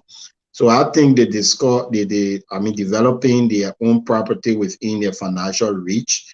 And I don't think they will be the one responsible to take on a district development, even though they may have businesses there and they are paying taxes to the government for their activities. So we have to have a complete developmental plan.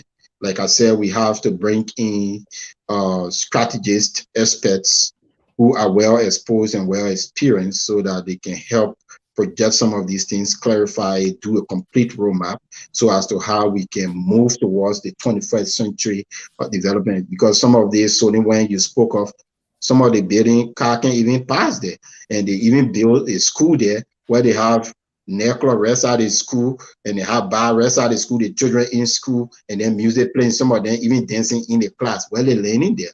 So we need to redefine some of these things and see as to how we can bring in the proper development that is necessary for the kind of Iraq that we find ourselves in.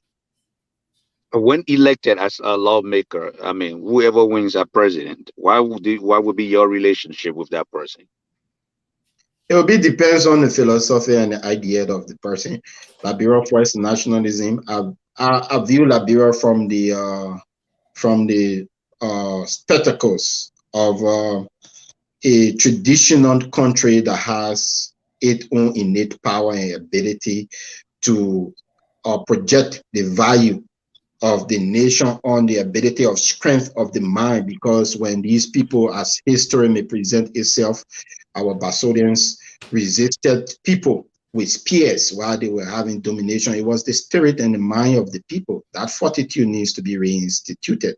So we need somebody who is tied to some of these things and is willing, because what you want to look at is you look at what you call the generation and age, which is the 21st century arena where we are exposed to certain things and we must adjust to it.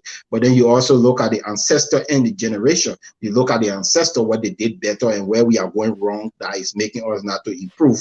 And we look at these attributes and selectively incorporate some of them within to our current activities and see as to how it can affect people, because leadership, the president comes from the society. He should know the strength of the society. He should know the value of the society. He should take it into considerations, and then we all can work together, but not to undermine it and have his personal thought as the sole bearer of the country. That's not how it works. It is the way of the people, and the way of the people comes with the strength of the mind.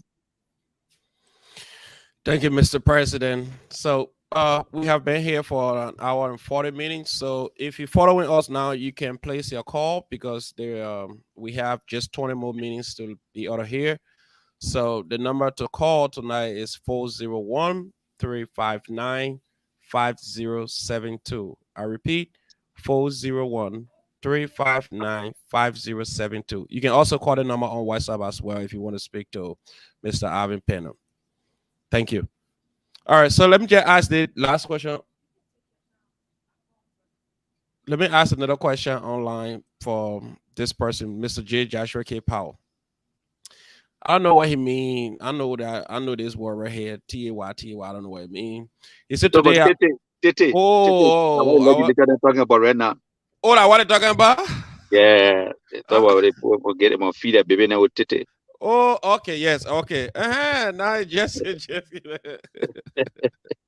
All right, before you answer Mr. Joshua Powell question, I have somebody calling, so let's deal with the person first. I should deal with Mr. Joshua question first. No, somebody calling, so let's just hear the person first. Hello, caller. Your name and where you call from? Hey, I'm Tito Harris, calling from New Mexico, Albuquerque.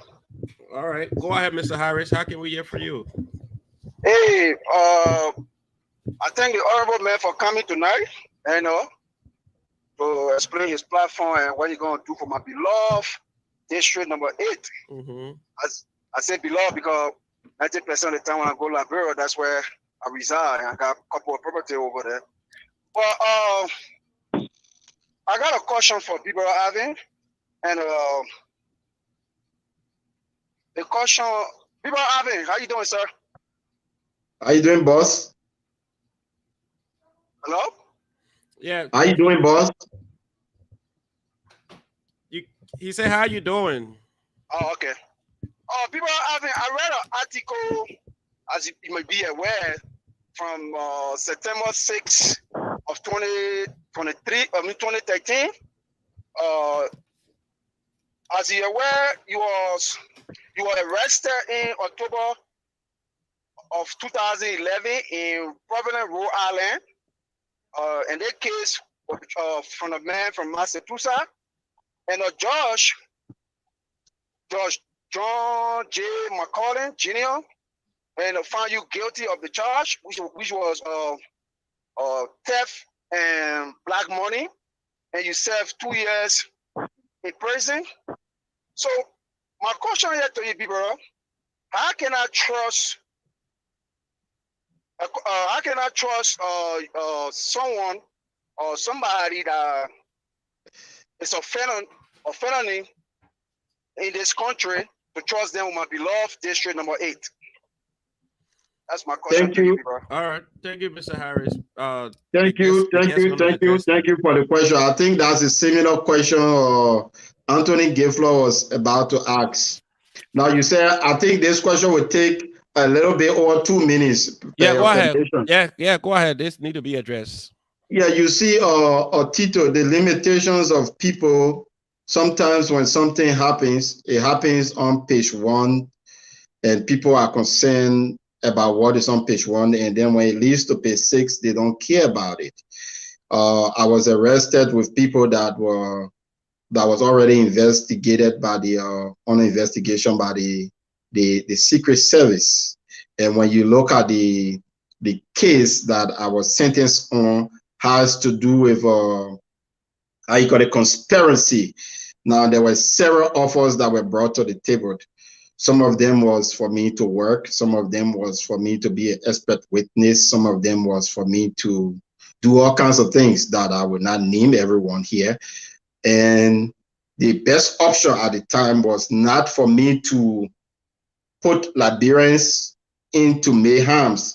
Some of them was for me to testify against some people who caused serious atrocity in Liberia here, and they want to point them out. So expert witness job is kind of straightforward, but it's kind of tricky, almost like an undercover stuff. So that was the Secret Service.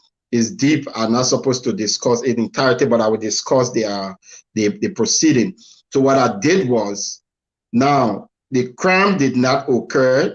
It was based on perception, and because of the previous people had a record of a committed crime. So based on that, I decided to go to trial, and I even hired a lawyer on what you call the Pro Havoc from Minnesota, and hired another lawyer from Rhode Island, and I went to trial, and I lost the case. Now, if I should have pled guilty to the crime, I would have gotten probably 3 months imprisonment and 3 years probation and work with them, or probably I agreed to work with them and say a lot of things and do a lot of things to lock a lot of Liberians up, and the rest will be history. But at that point was me making a decision for my future. And at that point, the best decision I could have made was for me to go to trial with the federal government. When I lost, whatsoever penalty will come after that, I will take on the penalty. And believe me, when I went to trial, I did what I could do. The proceedings is there. If you have time, you can read everything. But it was also beneficial for me.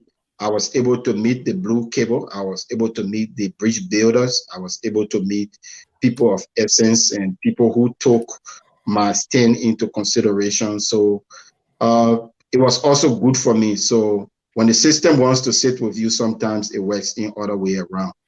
So that's how it was. So I went to trial. I did not plead guilty, and I lost the trial. And when you go to trial and lost, that's what it is. But at the same token, me being a Liberian living in the United States, with the exception of that trial, I have not been involved into any activities that has to do with or arresting activities, whether it's criminal activities, whether it's drunk driving, whether it's domestic violence, whether it's armed robbery, whatsoever it is, I have not been involved into that.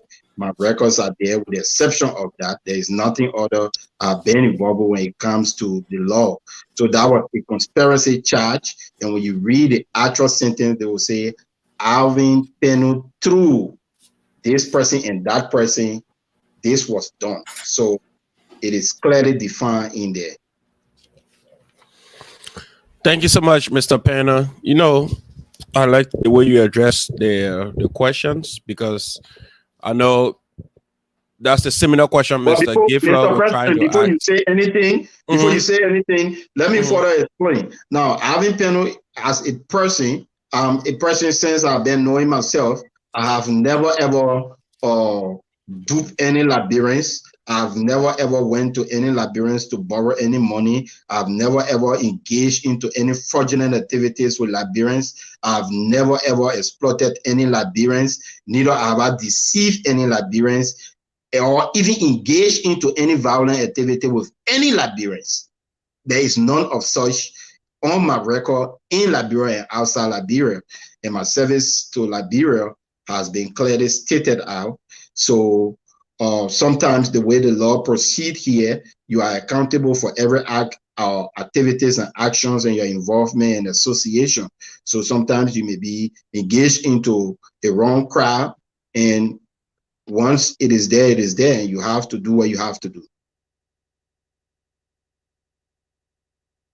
Yes, sir. You are muted. I have Elisha Harris on the line. He said you want to give a follow-up. Do you want him to give a follow-up? Yes, go ahead. Go ahead. All right, go ahead. Go ahead, Mr. Harris. Yeah, people have it. Thanks for Yes, answering my question. I think I laid to rest most of my concern, but I still got a follow-up question for you. In the article, a specific line that stated that you were asked to restitute $5,000 to one of your victims. So I want you to really explain, because you told me that since then you have never do anything wrong and things. So I really wanted for you to explain that part to me. One of your victims. I express what you call expert witness. Now, what the government does is they have witnesses sometimes, because when I decide to go to trial, the person who was going against me and the principal's accuser at the time fled the country, and the government was trying to use him as a witness against me, and he even did personal recording against me to incriminate me, and it wasn't good for him, for the kind of society that we came from, and he fled the case. And because of that, the court knew that, and the court even hired a private lawyer on my behalf, because there was a conflict of interest. If you look at the case, if you follow the case, Kennedy. Now, the individual you spoke about was an individual they said before the arrest came up and said that the principal's accuser and myself was engaged into a 5,000 restitution that we're supposed to pay, that we took from him. Now, the actual crime there was, they said that he, according to him, he said he took the money from Rhode Island and drove with the money from Rhode Island he drove with the money from Massachusetts to Rhode Island. And because the money crossed federal border, that was an interstate money laundering. So because of that, he was being induced. That means that he was under the influence of a conclusion, and he took that money from one state and brought it to another state. It was a crime. So because of that, he said that that we took the money from him. So because I was found guilty, then that means that I have to restitute the money. But the issue is, even other people that were part of that case, if they were who have went to trial, they were also going to be given the same responsibility to pay similar money that the person said. Now, did the crime occur? Like I said before, this particular individual, when you even read about him, before even government could use him as a witness, he was a constable, and he was on what you call a house monitor, because he himself was using his positions to to break the laws and all those kind of things. So he was on house arrest and things before he said that we encounter him. So they were using someone who have already broke the law to come and defend the law on their behalf. So there's a deeper stuff attached to that. But how you call it, there have been a couple of discussions that there are setting limit on the conversation, even though it is on the record, but there are stories behind the stories. Okay, there are stories behind the story. Mr. Basigiaki, you can come in. Okay. So we got less than 10 minutes, and Yes, we got less than 10 minutes. I think you've explained yourself better in terms of what you've been invited for, and the questions being asked. You've been able to respond to all these questions, and I just want to say we are in a whole big society. We know the normal civics. The society is the basis of which we all come together as a family. It's a uniqueness of a family. The basic fact of the society is a family. So now that you intend to contest district number 8, that is part of Liberia, and you are quite aware that we have 17 electoral districts. We will have several other lawmakers elected that you will know from anywhere. Some will come from America, some will come from Israel, some different countries, different Liberians will go back home, get elected, some from Liberia, they're back home on the grounds, they're going to be elected. So what relationship will you build with your colleagues as lawmakers from the 17 electoral district? Because that's Montserrat we're talking about. You guys will be 17 lawmakers, 17. And you might not know the 16 of the other lawmakers that will be elected. What relationship will you build with them? What's the mechanism? What influence you will have on them that you think you can use it as a power tool to impact the lives of your people, or even at the national legislature? On the basis of family, we have to take into consideration what is called a moral trade-off. You got to look into the persons and see if whether you guys have shared values, if whether you guys have some similarity in terms of moral uprightness.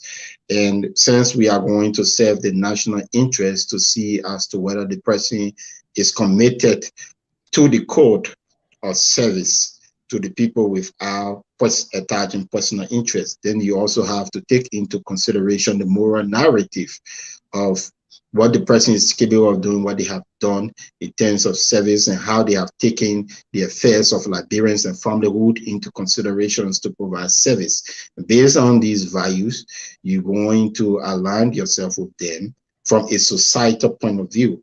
Now, from a professional point of view, you have to look at the person's expert opinions and ideas, where well-seated idea, deep-seated idea, as to how they project the future of the country, as to how they take into consideration the deep causes of the problems within the country, and how we can use a logical approach to solve some of these problems through the form of passage of bill and allotting the necessary budgetary that will address some of the financial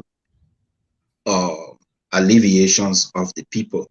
So that would be my response to that. But I don't think it's somewhere where we're going to party. I'm not going to make party friends. We're going to make a union based on purpose.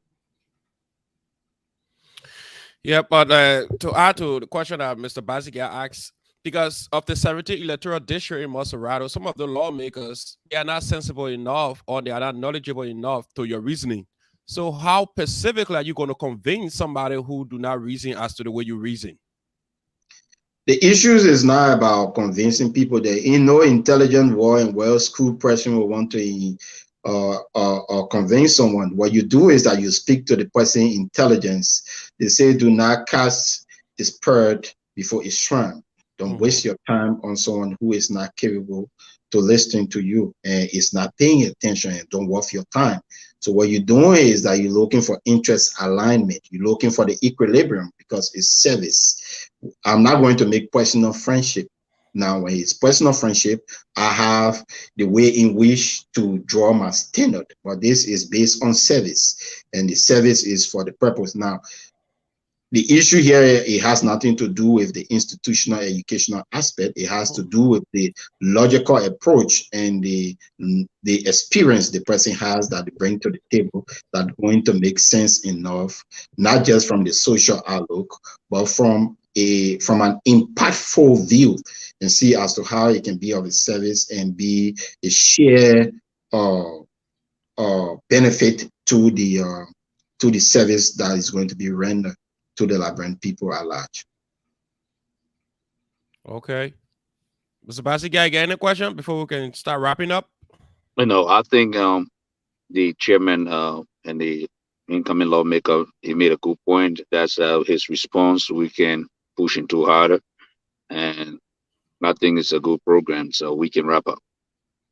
Okay.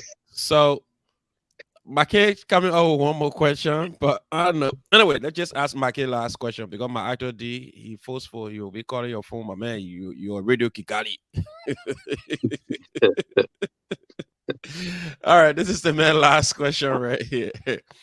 Is it, Mr. President, what has been your success stories in leadership that the people of District Number 8 should rely to enable you represent them in the legislature?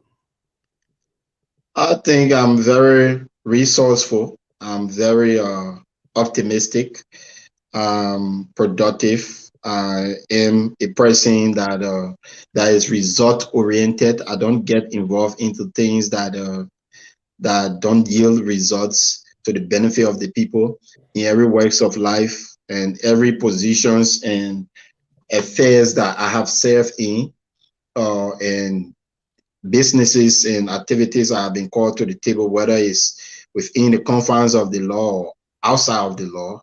I'm also resourceful in every aspect. So what they want to do is that to take the inspirations of results into consideration, and someone who is vision oriented and can make things happen.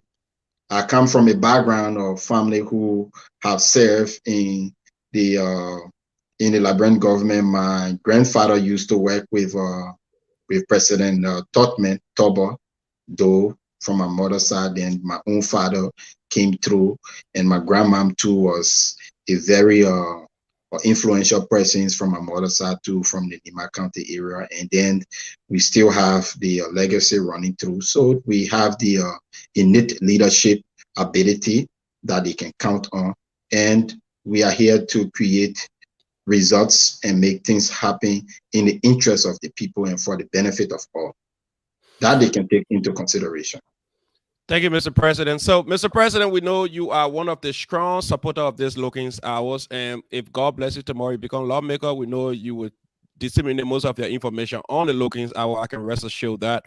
But let's come back to our community, because we have discussed everything about Liberia and District Number 8, but we slip off our community a little. On Tuesday, you followed the show. We saw you were commenting and you were pushing for more young person or young people inclusiveness and representation. So what do you make of the current wave of young people trying to get involved with this current leadership? For every corner you turn on is about young people discussion and everywhere. And of late, we have seen one of the young person in this town, or young lady, who just announced her ambition to become the next president of this community. So what do you make of this young lady? Yeah, we have to take her.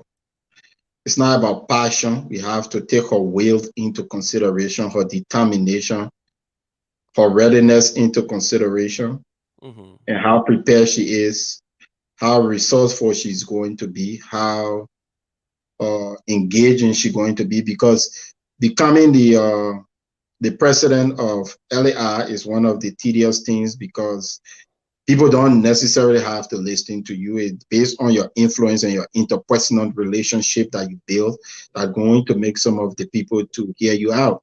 So you have to be inspirational. And it's just not limited to her, it's any other person. And the purpose and reasons behind me driving a more vibrant and young person, including yourself, to spearhead the affairs of this leadership activities is because you bring strength to the table. You bring open-mindedness to the table. You are not stuck in your mind. You do not take things personal. And I think that's what this kind of leadership need. They need people who is open-minded, who is receptive, who see things from a bigger picture, and who is willing to accept their wrong and improve on the rights to do better. And I think that's what helped me out. Most people may have the opinion they have because some of them did not engage me, but I was very, very submissive. And I told them personally that having Peno as a person is not the one going to make things happen. It's a collective effort, and we have to take our collective problems into consideration and address that problem, because after leadership, I will still be who I will be. In the process of leadership, I will be who I am, but taking our collective problem into considerations to address it as a team through collective effort is the goal. So I think any leader should be able to take that into consideration. So young people needs to step out, the older folks needs to be in a more supervision role to help guide the process. Thank you, Mr. President. Mr. Basigia, if you have anything, if not, then would you ask the president for his closing? Yeah, the president can close. Thank you, Mr. Minister. Thank you, Mr. President, and thank you, Mr. President, too, as well. Both of you guys are president, so we got too much presidency on the platform here today. It was a awesome privilege given to me, at least to address some of the concern of the people within the community based on the limited informations and the spectacles through which they use to pass judgment. I think they have to do some inquiries, and I appreciate the minister for his input and being straight to the point to do all the necessary inquiries to see the fortitude of my mind and how informed I am to address some of the issues of the order of the day. So I also appreciate you and appreciate those who were asking questions and who took the time off both in and out of Liberia. I'm also waiting to engage the Liberian community on any level if they want me to come through to further do inquiries to see as to whether their son from this area is going to represent their interests and is going to be a best product out there. So thank you very much, and thank you to the Logan's platform. I pray and wish for the best of the Logan's platform. Like I said, we need to start doing some contribution towards the Logan platform. So I think one of these days you got to come up with a program where we all will come up to raise some fund to see as to how we can improve Logan platform and help or subsidize it. Thank you very much. It was Thank you a so pleasure. much. Thank you so much, Mr. President. So we wish you all of the best. We pray that God strengthen you and lead you in the right direction. Thank you for coming again tonight. Thank you, Chief. I appreciate everything. Thank you. Thank you, God sir. bless, God bless you. Oh, yeah. But anyway, thanks for coming, Christina Taylor. Thank you so much for joining us as well. Mr. Basigia, I know Yeah, it was you get somewhere to go. it was a nice show. Thanks for the show. We got to keep having these programs, and anytime we be available, we can come on and to expand on most of the things that are happening in the community. The guests that come on the show, we got to really scrutinize them. They got to be in a position to tell us their capacity, the capability to lead. And I think having Penn did just that. We got several other people you have to bring on the show. I mean, people with potential. There's a very big platform, so anybody coming on the show might know what they're coming to do. So thank Yeah. you. Thank you so much, Mr. Basigia, for joining us as well. So you want to give us your parting and we have just 6 more minutes to go? Yes. So I will say, like, I watched this. I didn't watch the show, but I monitored the show through some exchanges on yesterday, and I'll say that I'm grateful for this platform. We've had a Thanksgiving service, the people of Bassa, and we used this platform on yesterday through your influence and innovation, and our speech were elevated, and our institution was spoken about, and our people, our leadership, our membership, and base of got expanded because a lot of people called us in, and people were giving in their imports, and they wanted to be part And so for that reason, that is so important. We have a very strong leadership base. And so whatever the situation is with the LAR, the Liberian community, I know some people have ambition, a lot of people contesting.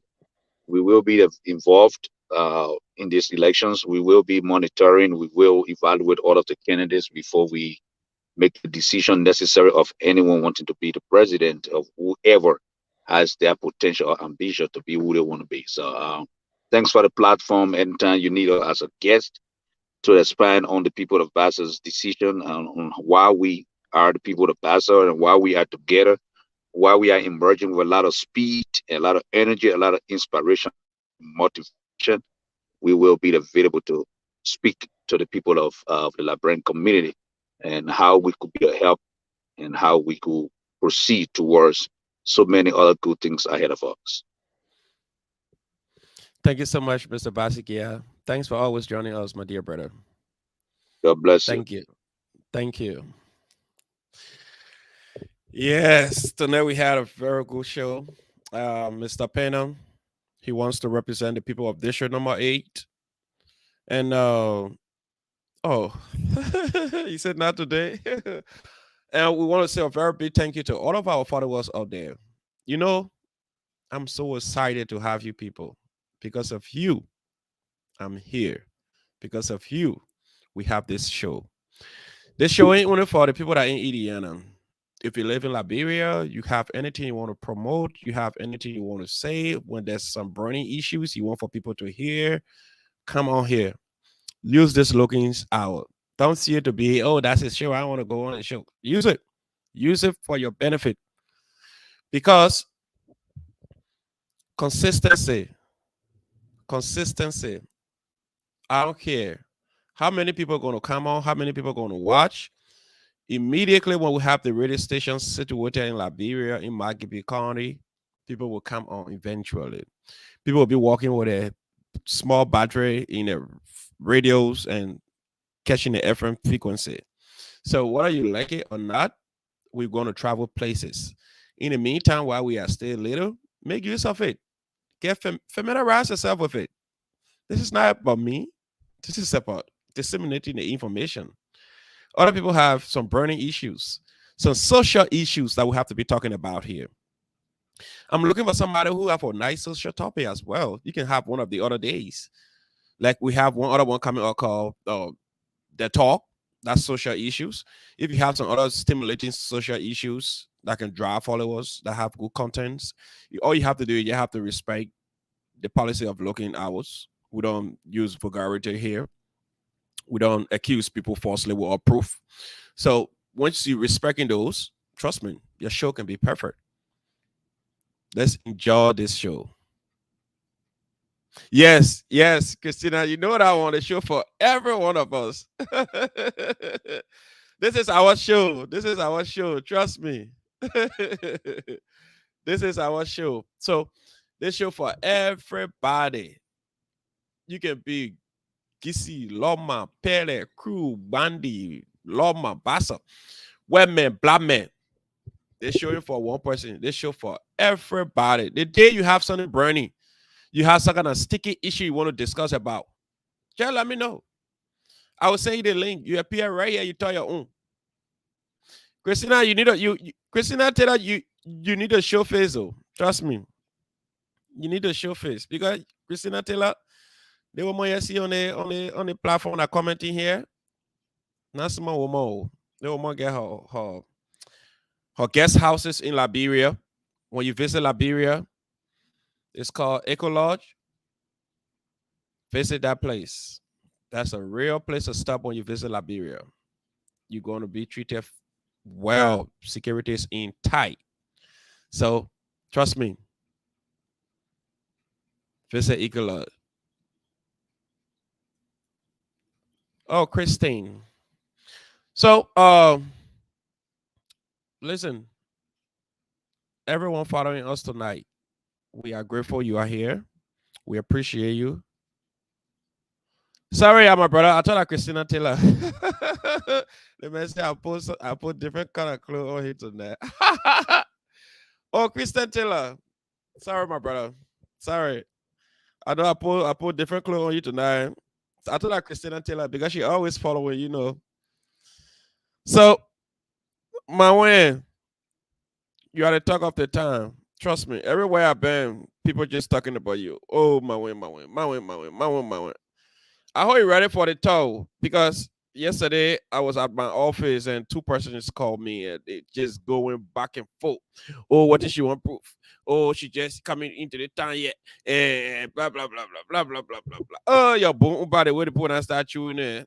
You better get ready. I hope you have the temperament because your bone. You saw yesterday when you're walking, you saw your knee was hitting you because they chewing your bone now. Hey, you want to be president? they will they will chew your bone. Yeah, Tito Harris, we have been discussing our MA issues. I'm still looking forward to the day that all of my guys, our MA guys, will want to come on and let's talk about the issue. Um, we have so many things to discuss about here. So if any of my our MA brother Tito Harris want to come on right now, no problem. We can also discuss the issue. So let me tell you now, Somebody you don't know what is going on now. If you don't know what's going on in Indiana Saturday, it's your man Morris. Everybody know Morris Duo, aka G Consistent. Saturday will be G Consistent baby shower. If you have no reason to go to a waterfront, go there for one reason. You know G Consistent. The ball can dance. Oh, the ball can dance. Especially when the ball on little small thing. Yo, bring fuck lift to take the ball from on the dance floor. Yo, the man go to people who not and they make it dance. They imagine the man having your own sonny. Oh, G Consistent. If I had no reason of going down there Saturday, I'm going there specifically for G Consistent. The ball know how to dance. Wow. So if you're looking for a place to go, Saturday, go to Waterfront. Waterfront. Aha, Tutu na give you new. Tutu say you are the ambassador for LAR. So the ball know how to dance. Then Saturday, go see Murray again. The ball can just be, you know, when you not get charged more than you about it, they can just be going at it. Then the ball can open your hand. You know what I mean about it, man? I didn't make it open your hand. Just oh God. If you got nowhere to go on Saturday, go to Waterfront. Go see the ball G Consistent. When the ball get charged small than the ball can just do it about it, they open your hand and you know that body man, yes, they make it. And you do nothing for 1-2 minutes. You tell that 1 hour period about do nothing going around. Oh my God, Saturday will be so fun. I'm calling on everybody in Indiana. If you're living outside Indiana, just go on Facebook. You're gonna see the fun. But it's gonna be fun. Trust me, it's gonna be fun. Let's support our own brother. Let's support our own brother G Consistent, Murray Duo. He and his beautiful wife to be, Anita Pena.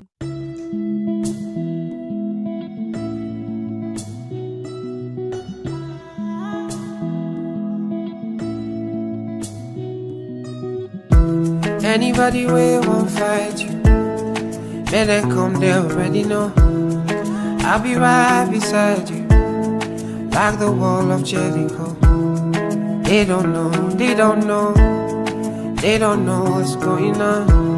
Monagiso, Monagiso, Monagiso, my baby boo. I'll be a soldier for you, I'm getting better in Kung Fu. You should know I got you, and you don't need to guide me too. I'll be right beside you in anything that you do. If you ever need saving, I will be running to you, running to you. I'll be running to you, running to you.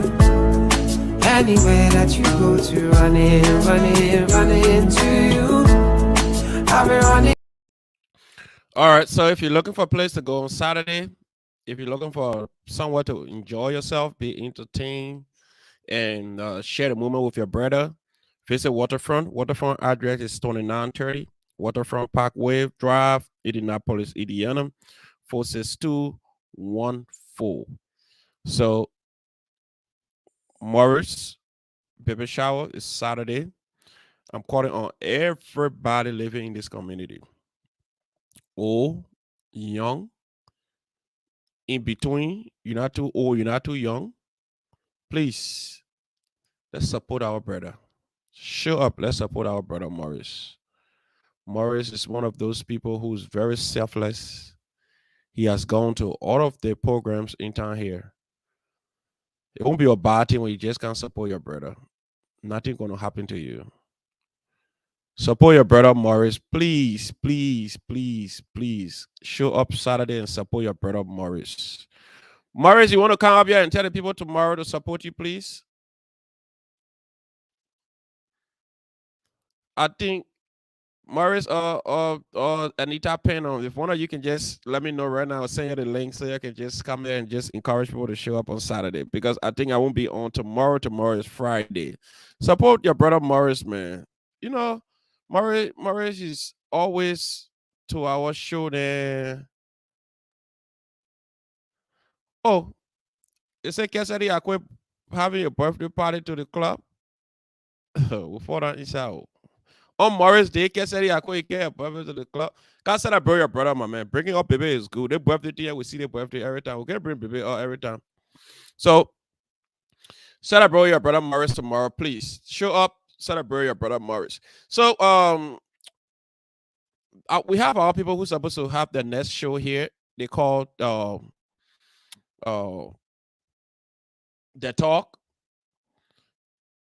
They are coming together gradually, so hopefully we will soon hear from them. They will be having their first show a few days from now. So get ready for this. The talk that gonna be all social issues. They're gonna talk some things here, so please just consider it, because they are social. Even if you see their intro is all pink.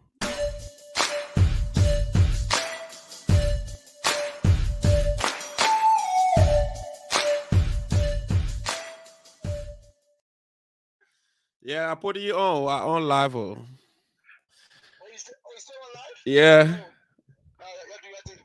yeah. So so show up. Let's support your brother, and let's talk.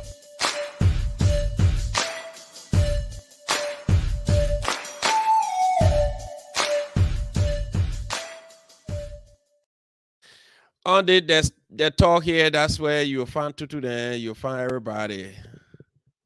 Okay, Roland, thank you, Mr. Kesari Akwe. Show up to your brother baby shower, man. It will be good that we all go and support my brother Morris, man.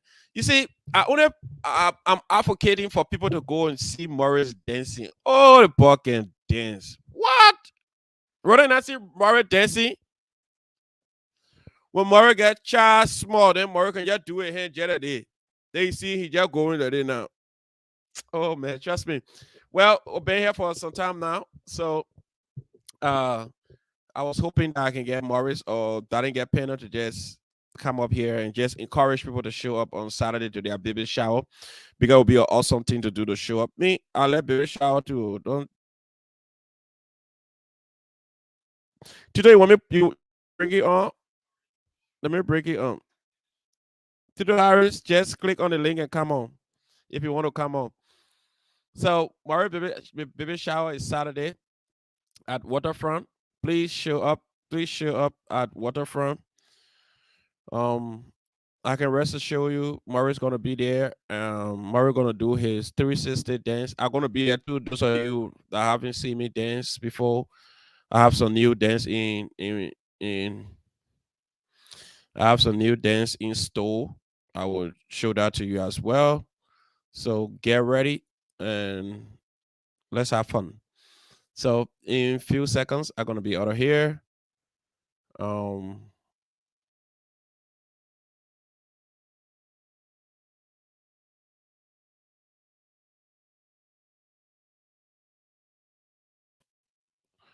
There you have it. We will be out of here. Anita, come on. Anita, come on. Let's hear you talk tonight. Morris Duo, G consistent. What are you doing? Come on, encourage people to go to your program. Yeah, because we want this program to be jam packed. Approximately, we are expecting up to 100 people. So, we want our hall to be packed. We want for people to know that G Consistent, he's in this community. He one of those who have contributed to this community success. He one of those. Okay, no problem. He one of those who have been to everybody function. So come and support your brother G Consistent. And I can rest assure you, my one sister gonna be there because my one looking for a vote award now. So G Consistent, you already get my one about you or you with shot. You see, I love it at me, Bob, man. So something making me laugh. All right, folks. So I don't want to stay long here before I say something because I won't go politics. I won't go to the community. I just want to keep it the way I'm keeping it now. I want to keep it on the low. So I won't go too high. I won't go too soft. Let's just enjoy ourselves. Saturday, I'm not too sure I'm gonna be here because I have my organization meeting starts by 6 o'clock, and that meeting gonna go for 1 hour 30 minutes, and right after that, I just gonna get ready and go to G Consistent Baby Show. Maybe my show might start at 3 o'clock if possible, but if not, I won't be here on Saturday. So if you want to come on right now, Tutu, you want to come on? Tutu, I'm saying the link. You can put the whole place. Yeah, little.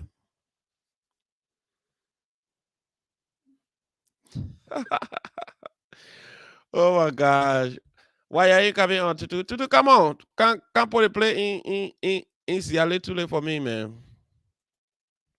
Okay, I can put the link right on our hold on.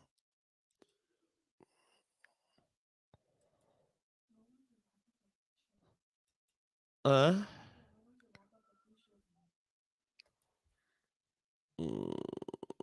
I come in Tutu.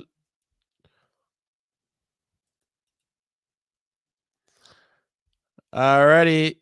Tutu, click on the link and come on.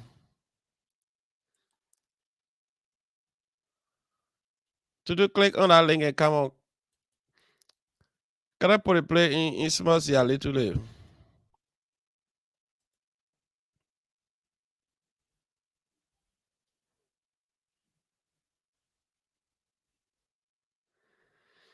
The link I want post for you to do. All right. So to Makati, I'm sending the link to your phone right now. I send the link to your phone. Let's talk about the issue. I won't be here on Saturday. Just can bring small noise.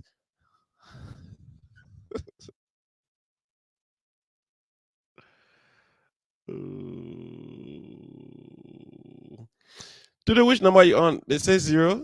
They say 0 or the 70. Which one? The 70? I send it to the 70. All right, I just sent it to you too. I sent it to the 60 number 9760. Just click on it. Come on. Let's talk some issues here tonight. Let's talk about the community. Let's talk about some of the sticky issue. Let's talk. Let's talk. I'm looking for all my let's talk. Get it. I want you to come on. Let's talk tonight.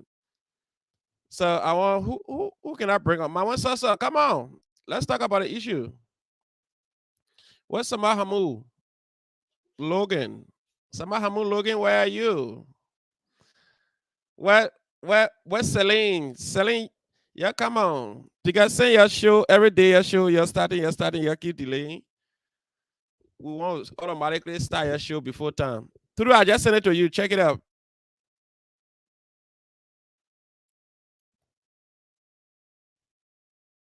All right, I sent it to the 70 number because I have two numbers for you. 9870. I sent it to 9870.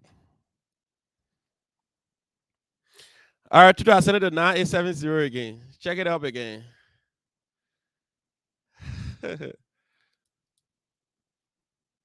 Yeah.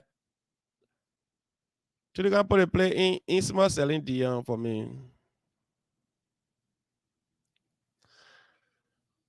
My one, I sent you the link. Come on. Come on, let's talk about your political ambition. Because I heard Tutu saying she's I don't know campaign what, but Porcel will say when she come on. I don't want to jump the boat. because it says all women solidarity. So I know Tutu was talking when she come here, so I won't talk for Tutu. Tutu, you saw it? Oh, okay. But Tutu, then text me your number.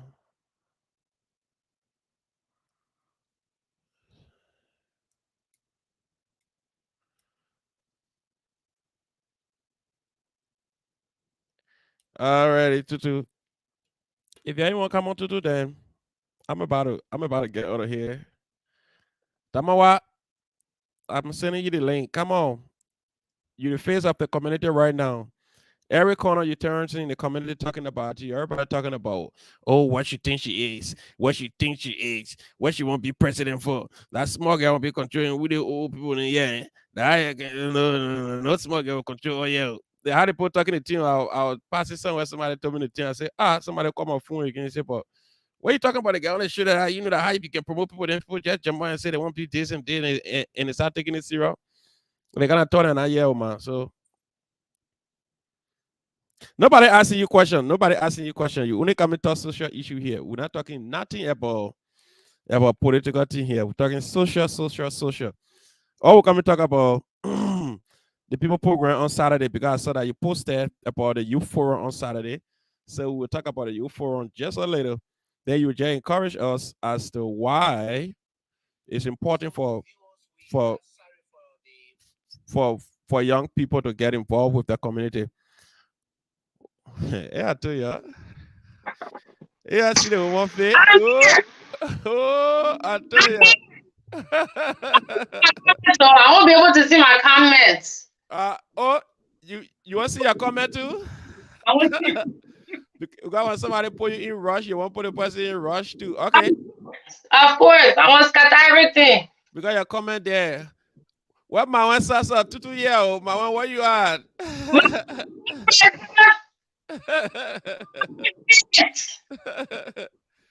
Tutu, oh my man. Your pipe been calling me. I don't know how long. That tell me say I ain't witchcraft because I can't answer a phone. Oh, So, for what? he said I ain't witchcraft. I can answer phone later at night. I only daytime because nighttime I can be doing my witchcraft behavior. I said that it take one witchcraft to no one. So we inside. So the news are going all around. What do you make of it? My one up. Since the other day, my one declare her intention. Every corner you go, people talking about her. What you guys saying about it? You're the women. Are you guys standing with my one? Like I talked to her father today. I first seen I think it was LAI that I seen there, or somewhere that I seen there. I was extremely proud. You understand? Because it is a young female that has a young little girl that have grown into this community, and to see where she started and where she is now, I'm extremely proud of my one. To see her standing up, for something that she believes in is it's on a whole nother level. She grew up here. My one been here since she was little. My one has been, someone that I have seen, been around. I love talking to her. Everybody had that past, and I think it's the past that make us who we are. Is how we accept it, and how we decide whether we want to grow from it or have it continue to bring us down. And with my friend, elevating herself, wanting to be better, is something that every young girl, and for her to be to the level that she want to be a president for other little girls to grow up and, is something that I can do myself. So I'm extremely proud of her for stepping up for that position. I know people are going to look at her age and, I think because she's young and they're going to try to silence her. That's why you think? That's how I feel. A lot of people are going to try to silence her because they feel because of her age. But one thing I want to tell her, I know Mawa is very strong-headed. Like, she is very, strong-minded. So she's not someone to just sit and think because she's young. Mhm. You can step, you can step on. She will not allow that. So I'm extremely proud of her. She has my vote. If I can vote 1,000 times, I will vote. Maybe I will vote maybe 1 or 2 times, 3. Oh, okay. So you mean all of your votes, if you can vote 1,000 times, all gonna be for Mawen Sosa? Of course, of course. That's a young woman. It's good to see. It's good to see someone stepping up for the, for the younger generation. It's always good because she is someone that's around us. She understands us. Mhm. She's been through it. So it's good to see it. It may not be me, but the fact that she's there speaking for us, it's not just for the women, also for the men too. Is always good. When Alvin was there, Alvin was, a voice for us, the young people. Even though he worked with the older, the elders and stuff, but he was always, in the midst of the youth, and so it was always a fresh air. Okay. You have someone there that's speaking for you, someone that's by your side. So she's gonna be really good. So what do you look for to see in Mawen Sosa leadership? What do you look for if she become president? I don't look for promises. I feel like promises is what, the problem lies. Because if you go and you promise, Mhm. it's always a problem because that promise that we're looking for. Okay. If you say, oh, I promise to build a house, it's the house that we're looking for. Forget everything else that you're saying. It's the house that our mind is on. We voted you for that house. What I'm looking for is just credibility, accountability to be accountable for, the decision that she made, or, things that come her way that she feels she can do, and what she feel that, is out of her reach, at least try. There's nothing wrong with trying, but always show for that effort that, you're doing something to move up to to move the community forward, and not just silence everybody. Always just be a listening ear and a voice. That's a question for you. That never hater. I really hate her. I your wife. All right, so considering since Mawen Sosa had her pronouncement about stepping into the leadership, there's this discussion all in the street corners. Everywhere you turn is Mawen Sosa, Mawen Sosa, Mawen Sosa. Do you think she is a real force in this coming November election in this community? Definitely. She has a lot of people that are there. And with Mawen growing up in the community, she grew up in this community, so a lot of people have seen where she, like I said, where she started and where she is now. A lot of people have seen that. So as an older person, if you've seen this little girl growing up and you see, the young woman that she has become, is always refreshing to know that, okay, is somebody that's serious. They're always looking for, serious minded, youth. So her, with her running, it opens the eyes for a lot of people, and like I said, where she came from. So it's always good. That's a plus too for her because we all seen her grow. So she got a lot of people behind her. A lot of people don't like to come out and say, "Oh, this is who I'm running for," but she has the support. She has the support. Okay. If given the fight, if she's elected, do you think the older folks will be receptive of her leadership? Some will. It may not be all of them. Some will. Once again, it falls back Republican and and Democrats. Is always some people will be there. They may not always agree with you 100%. Again, it's not, it's a betterment of the community, but no, not all of them will be accepted of her, but those that are, will be good. It will, it's helpful for her because then, is bettering, is always one step, to bring in those and convincing those other people that are not, that are not for her to, to come on board. So. Well, thank you so much, Tutu Makati. I know you're cooking, but it was a pleasure having you on the Lookings Hour tonight. Thank you so much. I won't turn no trouble when I talk. Fight. I know. We were plenty of time for you to come on and do your girls thing. No problem. Thank you so much. For you, I'm rooting for you. I'm here 100%. If you ever need anything, just let me know. I'm always here 100% to support you and back you up. Thank you so much, Tutu Makati. Thanks for coming on. So there you have it. We're just trying to solicit views from some of the community dwellers and some of the young people who live in the community to know how receptive they are when a young person steps into the race.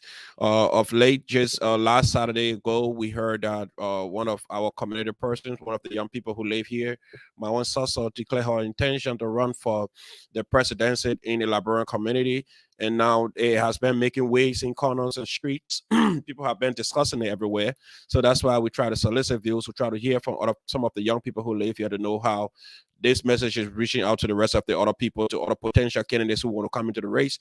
We also heard about Mr. Savannah Pillay as well. He's also considering getting into the race. So the other day we were considering to have a low opinion poll.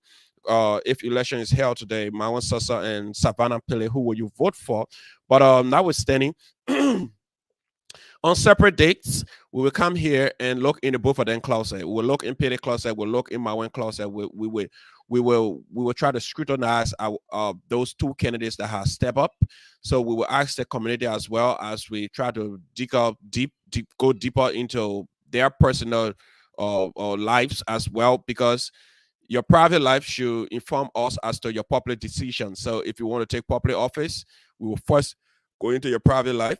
Then from there, we can come and trust you publicly. So if you're just following us, we are on the Lookings Hour. We have been here. We're in conversation with Mr. Alvin Pennon. We will be out of here in a split second.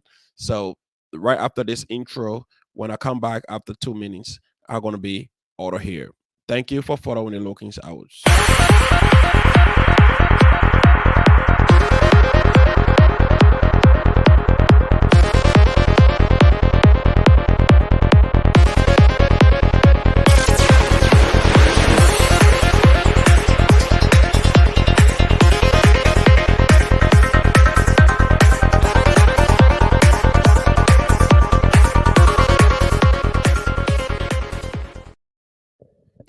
So tonight I'm about to leave. I want to say thanks to everybody who followed again tonight. Thanks to all of my beautiful people.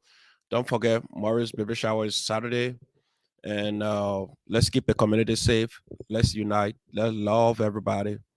And don't hate anybody. Good night. Have yourself cold drinks and a wonderful sleep. Thank you for joining me again. Thank you for joining the Lookings Hour. I appreciate you people so well. And thanks for always coming on. Mawan Soso will appear on a little date, but I understand her strategy and I want to appreciate her for that, because she had just started making headlines. She had just started making waves in some of the homes. Like I said, I received calls and the person told me, don't be talking about her on your show like that. You're making a lot of people to hear about how she's not even serious about what you're saying. You just keep pushing it out. You're making people to hear about how. Listen, it's not just talking about how because I want to talk about how. I'm here to promote every Liberian agenda. Young person, older person, whoever. Once you have an agenda and you express it, I will push your agenda as well. Even Savannah Pillay, I will talk about him here. Even the Mawan Soso I'm talking about, when the time comes for me to dig deeper, we're going to dig deeper. Whatever we see, we're going to disclose it here. So that I'm supporting a specific person right now. We're just talking about those that are stepping up. to see my win this kind of election where this community is so I don't know how to even describe it, to step up and say I want to be president. Celia Biggie, who would have promote you more? Oh, y'all promote you more. That's fine. But notwithstanding, thanks for being here tonight. Thanks for being on the Logan's Hours. We look forward to having a beautiful show on Saturday. Tonight it was just to talk to Ivan Pena. I just decided to spice it up later on, like what's happening now. And we gonna put next week I won't do it. It's too early. I want to say next week I wanted us to put Pele under the microscope. Therefore, then we'll put my one under the microscope. Then we'll wait for whoever person that coming up again to announce themselves. We'll put it under the microscope. Because we will scrutinize our people who want to be president. We'll put it under the microscope one by one. We're gonna go into their closet, because your private life will inform me if I should trust you publicly. So if your private life is wrecked or your private life is bankrupt, then your public life will have some questions. So some people who step in the race, I hope you clean your closet as well. I hope you're able to justify your actions well, because we will leave no stone untouched. And at a certain point in time, probably, we might be so forceful in our voice. We might say in a way that you might feel it is that denigrating. But we will tell you sorry after then. After the inauguration, we walk up to you, shake your hands, and say we mean no harm. We just want the best for our community. And we want the best for our children who live in the community. So if you know you have any criminal record, you are not eligible because it's spelled out in the Constitution. If you are a felon, you cannot take part. If you know you beyond people, women in the net, or you beyond people, men in the net, and our records pop up, we're going to discuss it, because every leader should have an exemplary character, a character that distinguishes you from you and the followers. So before you step up to become the president of this community, you got to make sure your closet is very, very clean. Very, very clean. I can rest assure you on that.